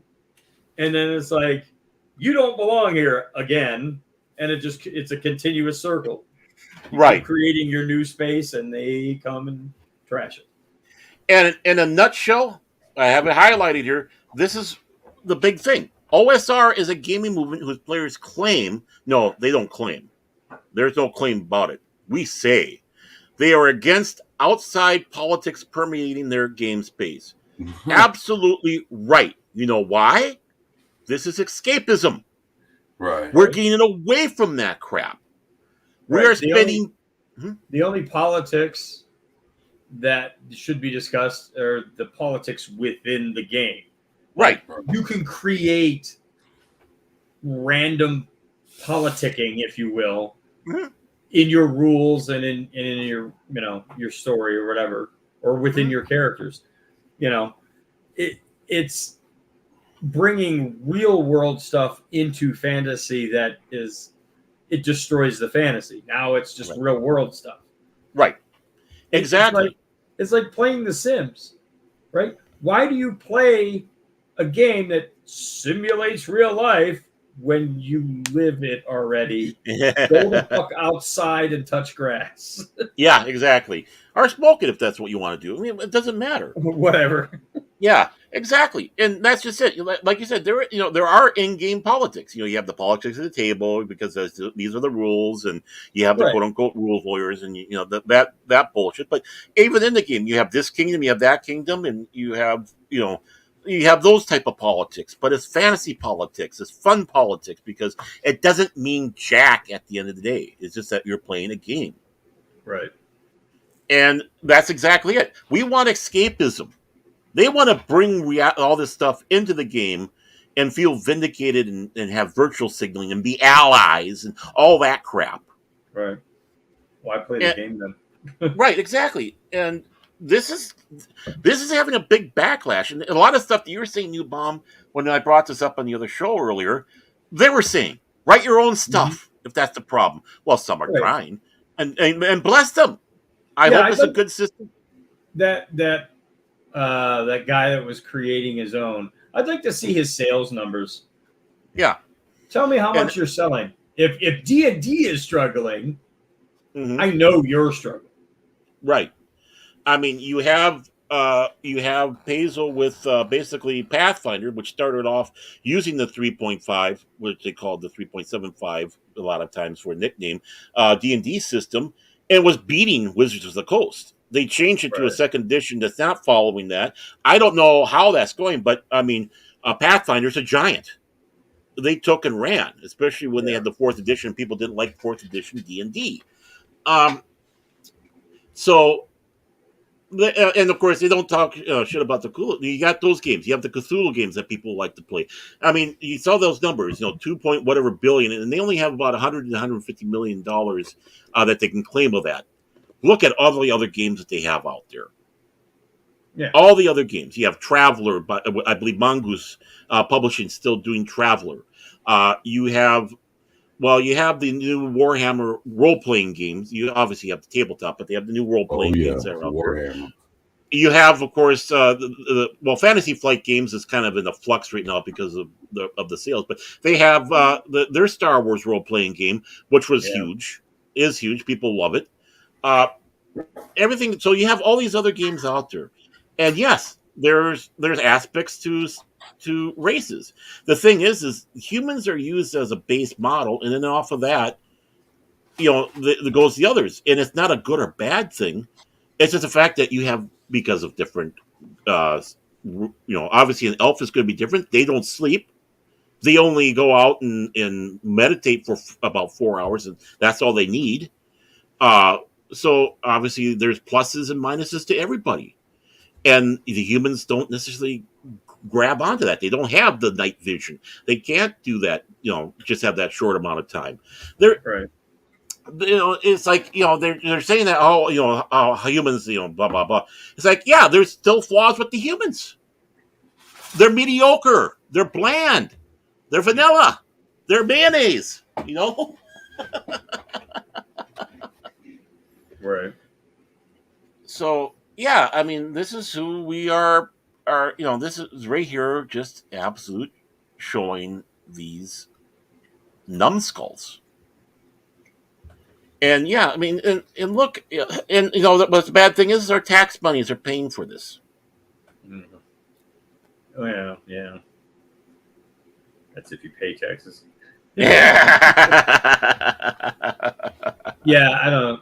I mean, and PBS goes where they think they can get support via money. Right. So this is purely just we're on your side, guys. Donate. Mm-hmm. Virtual signaling. And I still have my Star Frontiers games. Frontier Games low spec. Yeah, Brett got his still. Yeah. Yeah, because these are great games and all that. But the one thing that was not behind it, Gary Gygax wasn't sitting down going, "Oh, I'm going to make this species, and it's going to be, I'm going to smear the blacks on this one and the Asians on this one, Right. and Hey, this race here, who's completely alien, is really good with money. Mm-hmm. Right? Yeah. Mm-hmm. Well, yeah. It's just. Well, yeah, and kind of where Monkey is going with this. People are just going to, back up to whatever rule set they think works for them. Right. Maybe modify an older one a little bit to include some of the good things from the newer one without the bad things. Right. And they're just going to run modified rule sets all the time. Yeah, and exactly. Again, what's that called? Homebrewing. Right. The one bad thing I see about this is going to start driving up the prices of those used games back then. Because now you're going to have a run on it because people don't want this crap. And there is a big backlash. I was kind of looking through and seeing all the stuff with people just attacking WotC, which is why, you have this piece. They have to put a piece like this out, calling anybody that way a white supremacist, because that's what you're promoting. White supremacy, if you're playing this and going with this old D&D stuff. Well, that's a way to really draw in a crowd, isn't it? Let's just insult a bunch of people and then say, come on in. Yeah. Give me your money. Give me your money, you scum. They think we're that stupid. And yeah, I mean, I'm going to hate to see what the prices of the 3.5 system of D&D is going to go now. Or even the second edition. Are they still printing it or no? No, they're not printing. Well, you can get it. But it's the used games. So you go to try to get the stuff like off of eBay or whatever, or other places where you have to use, and those prices are going to go up. Now there's Drive Through RPG, and they do sell the old stuff. You can either a lot of stuff is in PDF form, but they do print on demand on quite a few stuff, and I've actually used them. They're actually pretty good. But this is what Wizards puts on theirs for their games, because you're getting first edition, second edition, even third edition here. We Wizards recognize that some of the legacy content available on this website does not reflect the values of the Dungeons and Dragons franchise today. Some older content may reflect ethnic, racial, and gender prejudices that were commonplace in American society at that time. These depictions were wrong then, and they're wrong today. This content is presented as it was originally created, because to do otherwise would be the same as claiming these prejudices never existed. Dungeons & Dragons teaches that diversity is a strength, and we strive to make our D&D products as welcoming and inclusive as possible. This part of our work will never end. I mean, even right there, they're going across there and just being absolutely smarmy and insulting. Yeah. I mean, I don't know. I always thought female warrior class were all lesbians anyway. I mean, that was just my assumption. Yeah, Xena, right? Xena and right? Gabrielle. Yeah. Sure. Yeah. Okay. And I had no problem with that. Yeah. First, we cut them down and we scissor. Right. Yeah. As long as I don't have to roll a high number to watch. Yeah. Damn it! I rolled a 3. So I can only peek through a crack in the door. Mm-hmm. Oh yeah. Mm-hmm. There you go. Oh yeah. You're also seeing this stuff start to leak over, or not even just start to leak over, but full bore in video games too. Oh yeah. Right? And eventually, the primary game company is going to learn. Wait, why did I lose all this money? Oh, it was because I went that route. I mean, was it the reboot of Saints Row? Oh yeah. Never mind the fact that it was a buggy disaster, and even if it did have a good story, it would still get shit on. Yeah, but it was on top of that it was written for I don't know what. Like none of the characters acted like a Saints Row character at all. Like they were just so detached from the first set of games that kind of laid the groundwork for what a gang should be, and then of course to go off the rails and become president and whatnot. But it was so steeped in fantasy that it was acceptable. It was just off the wall crazy, fine. But this one is just like a bunch of millennials trying to joke with each other, and none of the jokes are hitting. Right. And then, oh yeah, we need to gun this thing down over here. What? Why? In everything you're seeing, I've heard another guy by the name of Cash Money saying the same thing about Saint Row. We tweak him. I ain't gonna play Saint Row, and he kind of cusses at us. But I mean, it's funny that you bring that up because again, it's not a micro thing; it's a macro thing with us. A lot of us see it. A lot of us are commenting on this. A lot of us are mad about this. And they're more worried about listening to the little Twitter bot blue-haired land whales than to actually the people who are part of this whole thing. The ones that nurtured, the ones that love this. I mean, how many of these people actually that they're trying to aim for are actually going to go and buy the product now? No one. Right. Yeah. Oh no. When they said they were going to reboot Saints Row before any of the leaked information came out, I was like, oh, cool. I played the first and second one. Didn't really get into the whole third, it was a little too far fetched. Right. But I was like, oh, maybe I'll dip my toe back in the water. As soon as all the leaks hit, I was like, oh, hell no. I'm not going anywhere near that thing. Mm-hmm. The same thing with Cyberpunk. I mean, and I feel bad because when Rob was my roommate, I don't know if you know him by his first name. Well, you would know him by his first name. Yeah, we know. But I don't think Baron. No, I don't. That was Cosmic Fusion. And then prior to that, yeah. Oh, Cosmic Fusion. Okay. Yeah.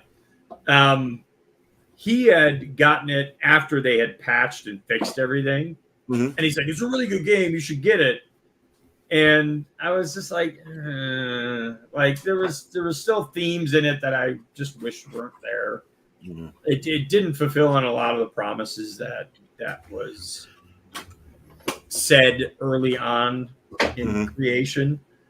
And like I was telling 24, that website that I brought up before we started, F95. It's granted, it's all about adult games, so it's very much adult content, right? X-rated adult content. Yeah, I didn't see that one, but I missed. Unfortunately, I missed that. No, yeah, it was. It's a website just called F95. Mm-hmm. But there are games that you can get because everything on there is in development, so it's all free. Mm-hmm. And some of these guys do release stuff on Steam and whatnot. There are 2 games that I play on there that have far more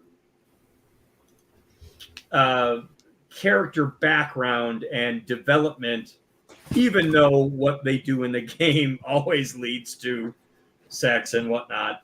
But there's other parts to the game that are beyond that. And there's a higher production value in a one-man team creating a game in, say, Unreal Engine or Unity than in any AAA that I've come across in the past 10 years.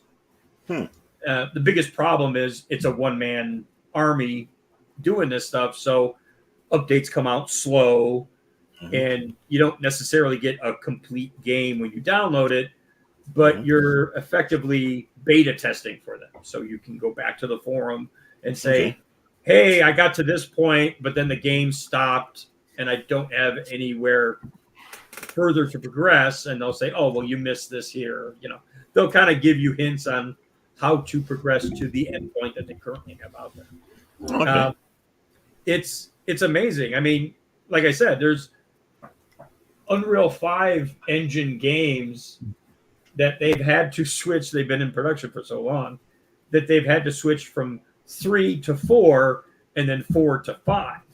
Now that's like a 6-year trek through those updates, but they've consistently moved it to the next updated engine, tweaked whatever they needed to tweak, and then put it back out there. One of them is a game called Subverse, which has a ridiculous story, and you can tell where they pulled the characters from, because like your character, the main character, looks like Deadpool, but with a pair of panties pulled over his face. And that's obviously to hide the mask, so he doesn't look exactly like Deadpool. But he's just a snarky Australian. He has an Australian accent, and his harem, if you will, is a bunch of crew members, all females, that are helping him dethrone this crazy government that had taken over. And again, it has far more development and story and backstory than any RPG I played within the past 10 years. It's amazing. And visually it's stunning because it is in Unreal 5 now at this point. So all the models, that they've had to create to put into the game are very well done. Oh, yeah. I Sometimes see that. Too well. Oh, you look. There you go. But yeah, I mean, it's it's like, how can one dude teach himself Unreal, no matter what version, Mhm. do all the 3D work, and write a script and program it into Unreal 5? And these AAA developers that have got like a crew of Right. 30 to 50 employees, Right. and they put out a game that falls flat on its face, is buggy as all hell. Mhm. Like, it just blows my mind. I'm trying to think of what the name of the other game was. Oh, Do you Eon. have okay? Do you have the link to that you can put in the private chat? Sure. Okay. Because I I frequent F95. I kind of figured that. That That was my guess. I put it in the private chat. I mean, I can put it in the public chat as well. Okay. Hey, there's a link. Have fun, you perverts. Well, you got me curious because you're saying this is one guy doing all this. It's like, Yeah, and there's a number of games that are like that. I mean, there's thousands. Some of them are really not very good. And again, it's all about the talent level of the person creating the game. mhm. A number of them are done in a game engine called Ren'Py, which is more just a visual storyboard. Red what? Ren'Py, Renpy. Okay. But it's basically just like a storyboard that you can make decisions in, and then it follows the story as you make decisions. So your decisions have consequences, Mhm. and you go down all these different paths. But usually those are not 3D rendered. They're 3D renders made into a static image. So the images don't necessarily have any animation to them. They're just still Okay. images. But yeah, Monkey says Unreal 5 is easy to work with. I haven't bothered. I haven't gone into game content creation, God, in close to 20 years. I mean, I was creating mod stuff for EA's F1 99 to 01 or 02, I think. Right, which is right at 2000 when it was released. So yeah, it's been a long time.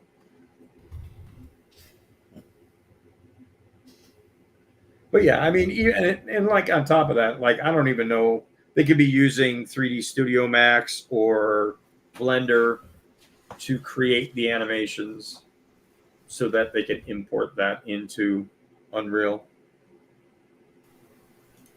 Okay. Because I know a lot, especially with Subverse, everything is created by themselves. Nothing is borrowed.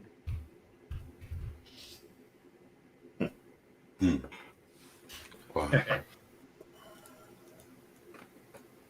Yeah, I appreciate you dropping that in the chat too, because I know I definitely want to check that shit out. So yeah, I just want to see it, even though I don't have a computer. I just want to see it, man. Mhm. Yeah. Just Well, I was going to say, like with the Eon one, while it doesn't have quite the same graphics as Subverse, Eon has far more story, Mhm. and you actually have technically 4 main characters, and two of them are in one world, and then each of the other remaining are in their own world, Right. and they're like, one's in space, one of them is like medieval times, kind of a Conan-ish character. And then the other 2 are in a dystopian future. And now they haven't crossed paths yet, but there's a common link between each of the worlds. And the assumption is that at some point, you're going to be able to travel within the worlds, no matter what character you are. But yeah, I mean, it's pretty trippy. Like, because again, for each of those characters, they all have a backstory. They all have a full plotted story that he's working out, and it's like 3 separate games in one game, because you could complete one character's arc, then you got to move to the other character and do their arc, move to the third and fourth and do their arc. Yeah, it's pretty perfect. Wow, that's. Let me ask you today. You say it's all for free? Mm-hmm. Yeah, everything on that site are free links. The only thing I would suggest is, if you're looking at something particular, make sure you notice what version they're on, because if it's just a game demo and not an actual version, it'll say demo in that box. And anything that's like 0.01 or 0.02 is super early in their development and probably not going to have a ton of content. But some, you'll get up to like 0.6, 0.7, 0.8, 1 point whatever, and then you've got a fair chunk of story to go through. Fascinating. What are you looking at? I don't know. I don't know. Who, me? Yeah, you. Just taking a look here. Just looking at the forum, really, to be honest. Mm-hmm. Yeah, there's, beyond the game part of that forum, there's also artists that'll do like mini animations and stills. Like if you click on the box that just says forums, it'll list all the forums at that point. Mm-hmm. And then there's games, game requests, mods to games that have been released. Yeah.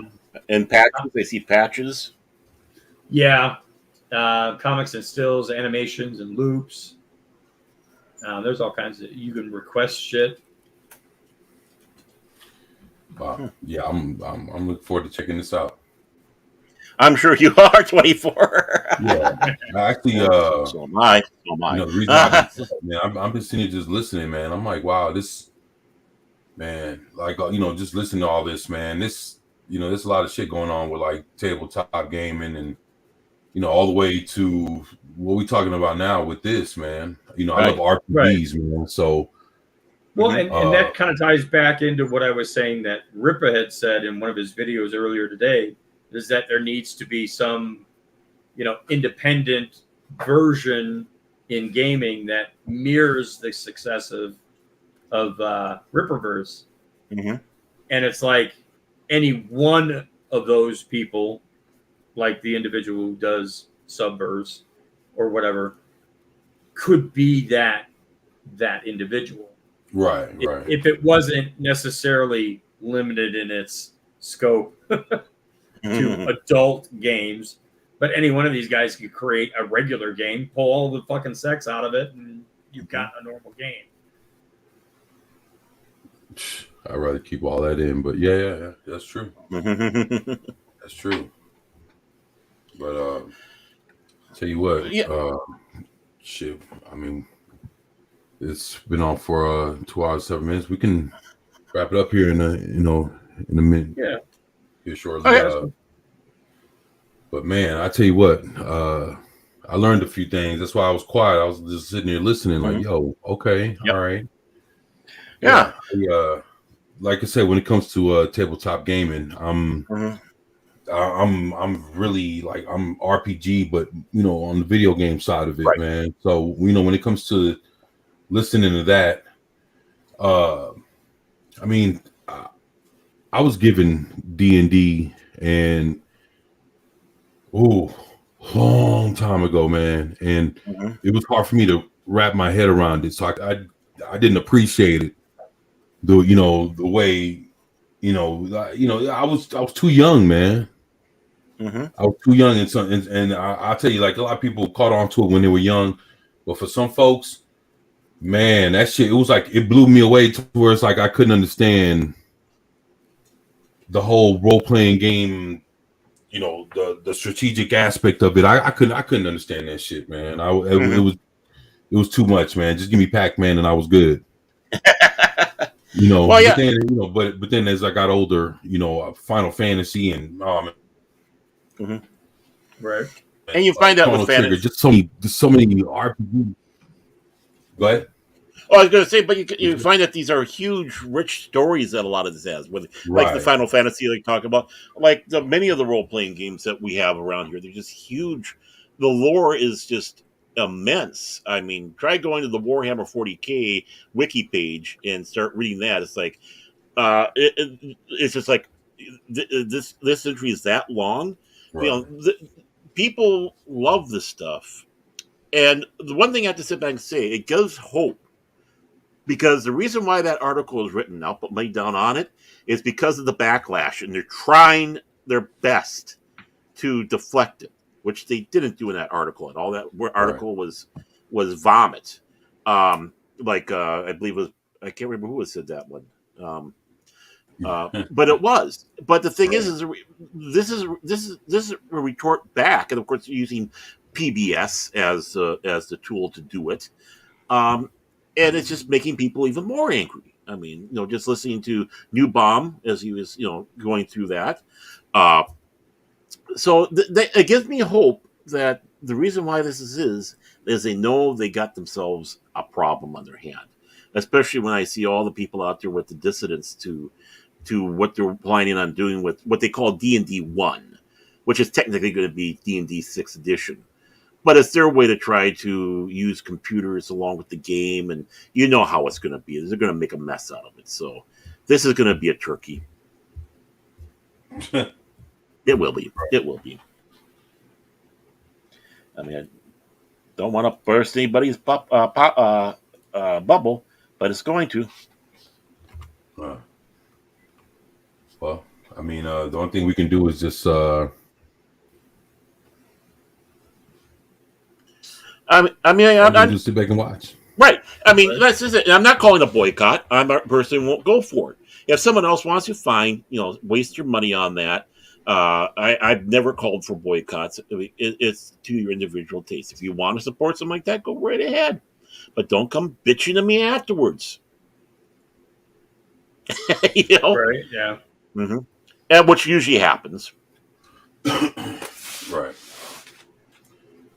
Well, shit, I feel you, man. I'll tell you what, before we sign off, yeah.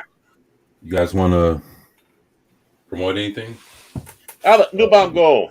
Yeah. I don't really have much of anything. I haven't created content in a while, so yeah. Most of the time I'm either going to be here or either on Foul Balls channel. Mm-hmm. Yeah, I gotta fuck around and holler at old Matt, man. Yeah. Mm-hmm. Right. Who's that noise in the background? My phone. Oh. Yeah. It's buzzing. Damn, that's a fucking ringtone. Oh shit. Well, that was just the buzzing, and then I also got my watch, which is tuned into the phone, and that was making buzzing noises as well. So it was double the buzz. I got you.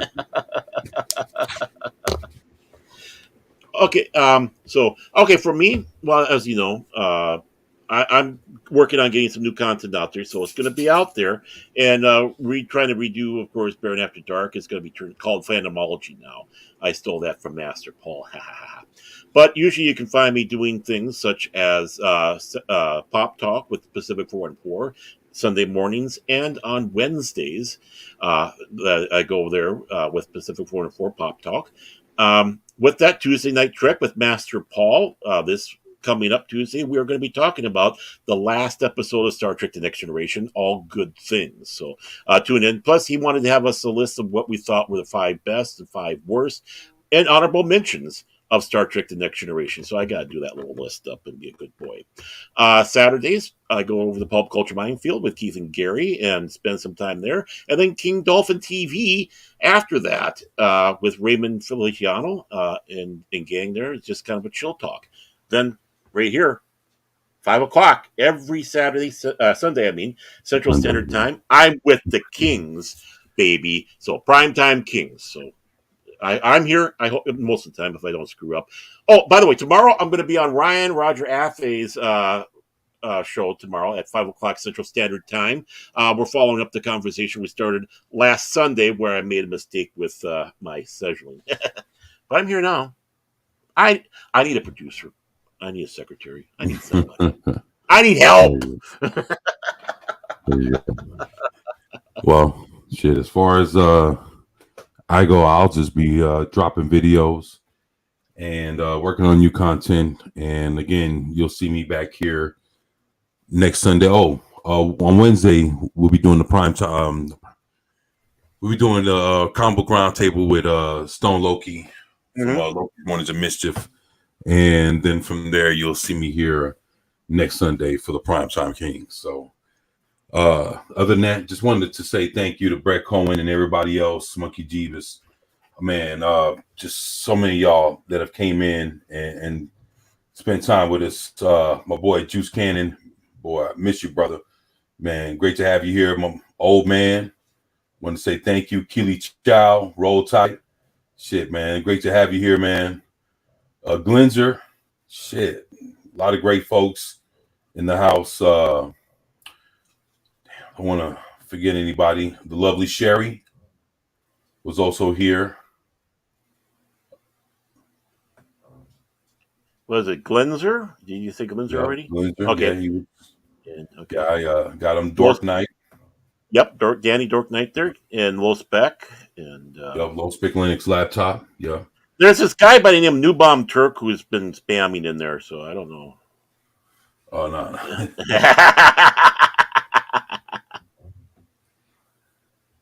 Yeah, and I think the Long Suffering showed up He's also. still here. yep, And, yep. Watch Bulletin. Still in the hospital bed, poor thing. Well, hopefully she's getting better. So Yeah, we're hoping. I think it is. It's going to be a long process. You know, when you fracture a femur, that's yeah, exactly. So no weight on there for a long time. So she can't even use one of the little scooter things where because it's the femur. So right, yeah. So right Yeah, now yeah, it's just healing and pain pills. right. But she's getting a lot of crocheting done. Yeah, that'll definitely do it. Yeah. Mhm. So and I also want to give a shout out to the old man. Love you, old man. Hopefully everybody's doing well, and just wanted to say thank you all for being here with us. Hopefully you guys enjoy the rest of your evenings. And as always, it's New Bomb Turk, Baron Norman Tag, Vigilante Williamson, and I'm your boy 24/7 Fusion Media. We're the Primetime Kings of live stream, and we're out. Peace. Love you all. Yeah. Peace.